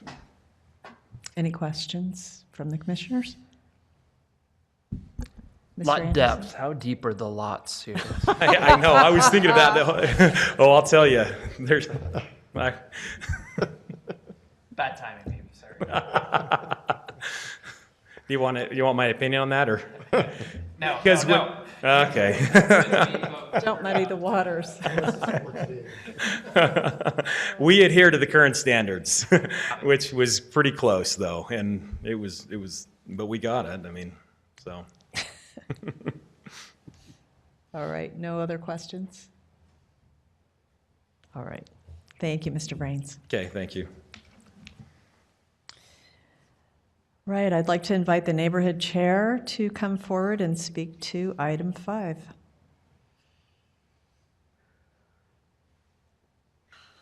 Get out of here by 9.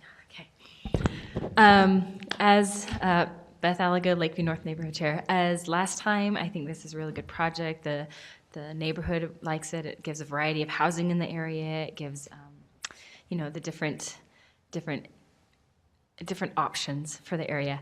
One thing that I would, and step on my toes if I'm stepping out of line, I think this might be a good thing to recommend as approval going forward to the City Council, because as they're hearing what the sewer connections are, what their limitations are, this could be a way to show them, hey, this is an option you can do with the limited sewer connections you have. that you can provide small infill projects that would allow development to go forward on the west side, while I don't necessarily agree with grandfathering in all the other applications that have come before now, but they can then go on a case-by-case basis of what development makes sense until we have more sewer connections. And I think this is a really good kind of a get your feet wet on those ideas type thing. So, any questions for me? No, thank you. Let's go. All right, I'd like to invite any members of the community who would like to speak to this item to please come forward. Good evening. Eldon Packer, I'm a resident in that area, as well as I'm the president of an irrigation company that serves that particular property.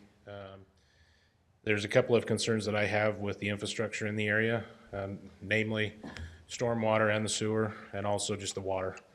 As you know, the city has changed some of the significant water availability in the area. Pressure has dropped, and we've had some significant things. In fact, I had measured at my house that it doesn't even reach fire code. So I'm a little bit concerned with adding extra infrastructure onto something that isn't able to handle that at this point.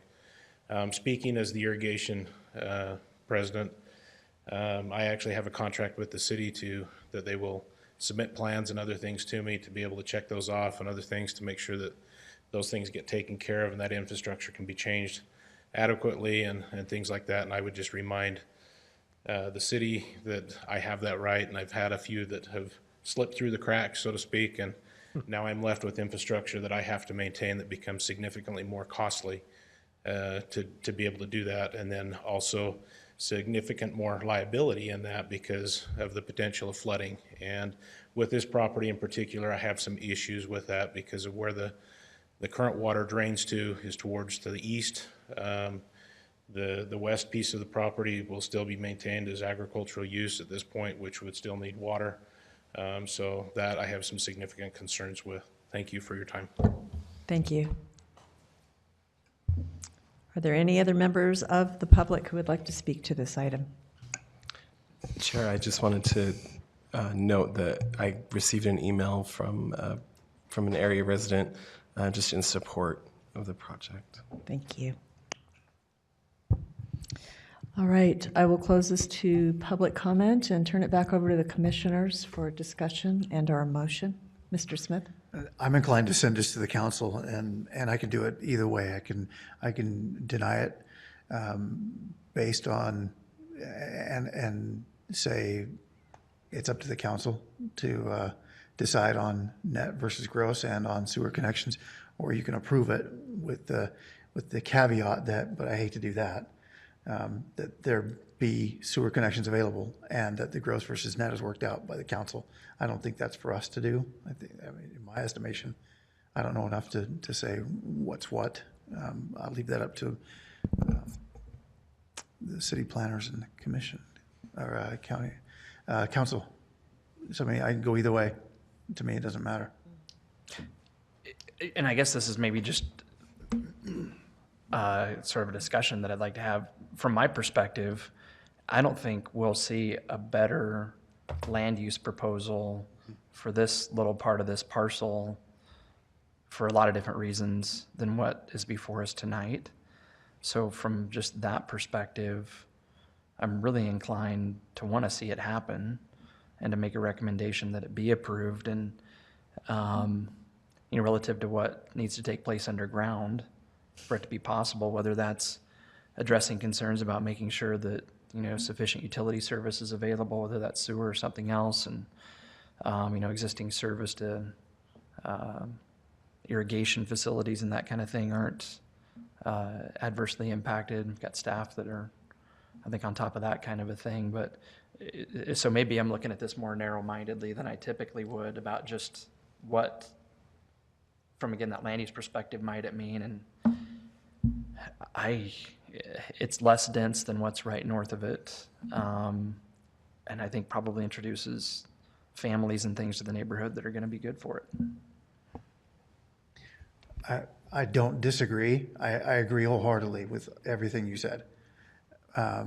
My only qualm is that we've told other people who had great designs and great plans, no, based on sewer connections and on the knowledge that we didn't have. And so by recommending approval, whatever the city council decides, are we now putting somebody ahead of the game where we've told other people wait? And so that's my only thing is fairness and that kind of thing. So I don't know, but I agree with you. It's a great plan. I don't think we'll see a better one. So. Yeah, I agree. It's a good plan, but I also worry about, especially hearing tonight from Public Works that we're about to have the sewer report and hopefully a resolution to that issue.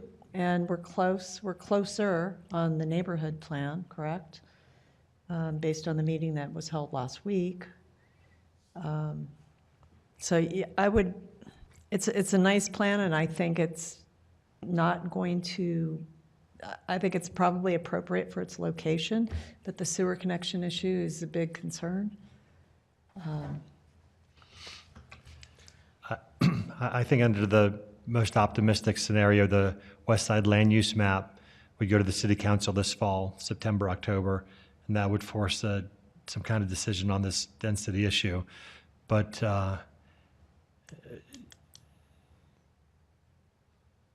to have an application go forward to the city council before that and engage them in that discussion now would probably be a good thing. I would also just make mention that, yes, there are other applications that have come forward, and that's true, but they've always been told the same thing of, this is our recommendation, but you can pursue if you so choose. Right. This applicant has made that decision to pursue. Good point. So they could have also said, make a determination one way or the other, let us get in front of the council. True? And I think the council is going to do what they're going to do, regardless of our recommendation. I mean, in other words, I just don't know that our recommendation matters that much on this one to the council because they've invested so much time in the thinking about the west side already. You know, I really think they're going to, in a sense, not start from scratch, but I mean, they're going to hear all the same conversation. They already are going to come to it with some opinions. I mean, that's just my sense of how things are going to play out. Well, and worst case, if it does get approved, those other ones that we pushed back, they've got 2 weeks to get in front of the council, so, and get them approved again, potentially, so. It's a tough one. I would vote for your motion, Dave. I'd say. Easy. Hit the button. The fairness thing, that's about the only point I think you can make that I've got nothing Yeah. to come back with. No. But I think that makes perfect sense. I'm inclined to agree that, I mean, the council, they have some decisions to make, most likely, I assume, you know, based on what they'll hear from Public Works. And I'd love for us to be able to start to consider projects on their own merit. Scale, I think, probably matters a little bit in that realm. So, you know, the size of this, for me, is just not intimidating at all. So I'll go ahead and move that the Planning Commission recommend approval of the proposed zone change from A1-5 to R1-6 PD for the approximately 3 acres located at 1138 North Geneva Road. I would just add that because the motion is different than the recommendation, if you could add findings. Yeah, thank you. Based on the following findings, that the proposed subdivision and proposed zone change has the support of the neighborhood chair. The finding that the subject property being located between the railroad tracks and Geneva Road is appropriate for 4 units per acre gross, even though a much larger portion of the lands west of I-15 might only be appropriate for 4 units to the acre net. And based on the finding that the proposed development will allow for additional housing in the neighborhood and the community that will be an asset for Provo. Could I also suggest the findings that the product is single-family detached and that the subject proposal is less dense than the project to the north? I think you stated those both earlier, and I think those should be stated again as findings. I would also point out that we have now gone through the comments that we received from the Open City Hall on the West Side Plan, and we had several of those comments asking for this type of product, single-family detached on small lots or smaller lots. Yep. That was direct input we received during the Open City Hall. So as Mr. Pepperoni read those other, I think, maybe 2.5 or 3 conditions or findings, completely comfortable with that if we have those, so. I'll second all that. Seconded by Mr. Smith. All those in favor of forwarding a positive recommendation on item 5? Aye. Aye. Any opposed? Okay, so we will forward a positive recommendation unanimously to Municipal Council for item 5. And we still have item 6, which is Just the project. subdivision approval, preliminary subdivision approval. We do not need action? Okay, thank you. Great. Good deal. All right, item number 7. Western Community Crossroads LC requests an ordinance text amendment to section 14.34.350, recreational vehicle storage, including boats, trailers, and recreational vehicles, and towing impound yards to increase buffering requirements when adjacent to a residential zone. This would have citywide application, and Mr. Wright will present it. If you could, I'll just be very brief and make a few comments. And our recommendation for this is continuance to the August 22nd meeting, or the second meeting in August. This particular applicant has got a residential project under construction, and there's zoning right next door that would allow for a wrecking yard, and he's concerned about what that might do to his ability to sell his project and values of his units going forward. So that's what prompted this specific application. But within our code, we have some glaring contradictions on this issue. We have 3 or 4 zones where towing yards are listed in the zone as a permitted use. And then the section of the code that's specific to approval of these projects in Chapter 34 lists all towing yards in all zones as a conditional use. So we have some internal inconsistency there. In that section of the code that lists them as conditional uses, there's criteria that have to be met. As staff, we would like to add 1 or 2 more things to that list, and then make these permitted in the 4 or 5 zones where they are allowed. So we would like the time to craft that amendment and bring it back to you, so it would address this issue of this applicant, and it would address the internal inconsistencies we have existing in our code right now. So we'd like you to give us the time to be able to work on that. Any questions? Do you believe you'd address it to the point where this might not be necessary to come to the committee again, and council, commission? Or not quite the 200? Yes, I think what Bill was talking about would be that we'd look at the conditions that are being proposed by the applicant, if there's any additional ones that would be appropriate to make it so that these uses could be permitted as opposed to conditional. Gotcha. Then each applicant wouldn't have to go through the conditional use permit process and have the, go to a public hearing for that. If they meet the criteria for a tow yard, then they could be permitted. The ordinance amendment would still have to go forward to get approved from City Council to make those changes. Thanks. Mr. Anderson. So the intent with where we're at now isn't to necessarily lessen the requirements for towing yards or screening of towing yards or anything like that. Is that right? Yeah, they're looking to increase it, buffer requirements. make it more uniform.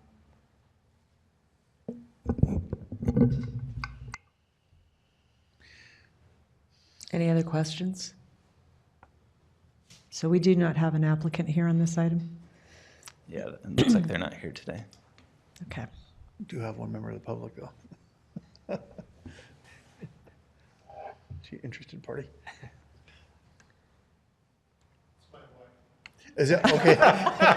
Thank you for that clarification. She still counts, Brian. But, okay, we want to make sure. All right, let's turn it back over to the commissioners then for discussion and a motion. I'll make a motion to continue to a future date, Motion to continue by Mr. Smith. possibly to August 8th. No. No. Do we have a second? No? It says Yeah, 8, yeah. but we decided 22nd.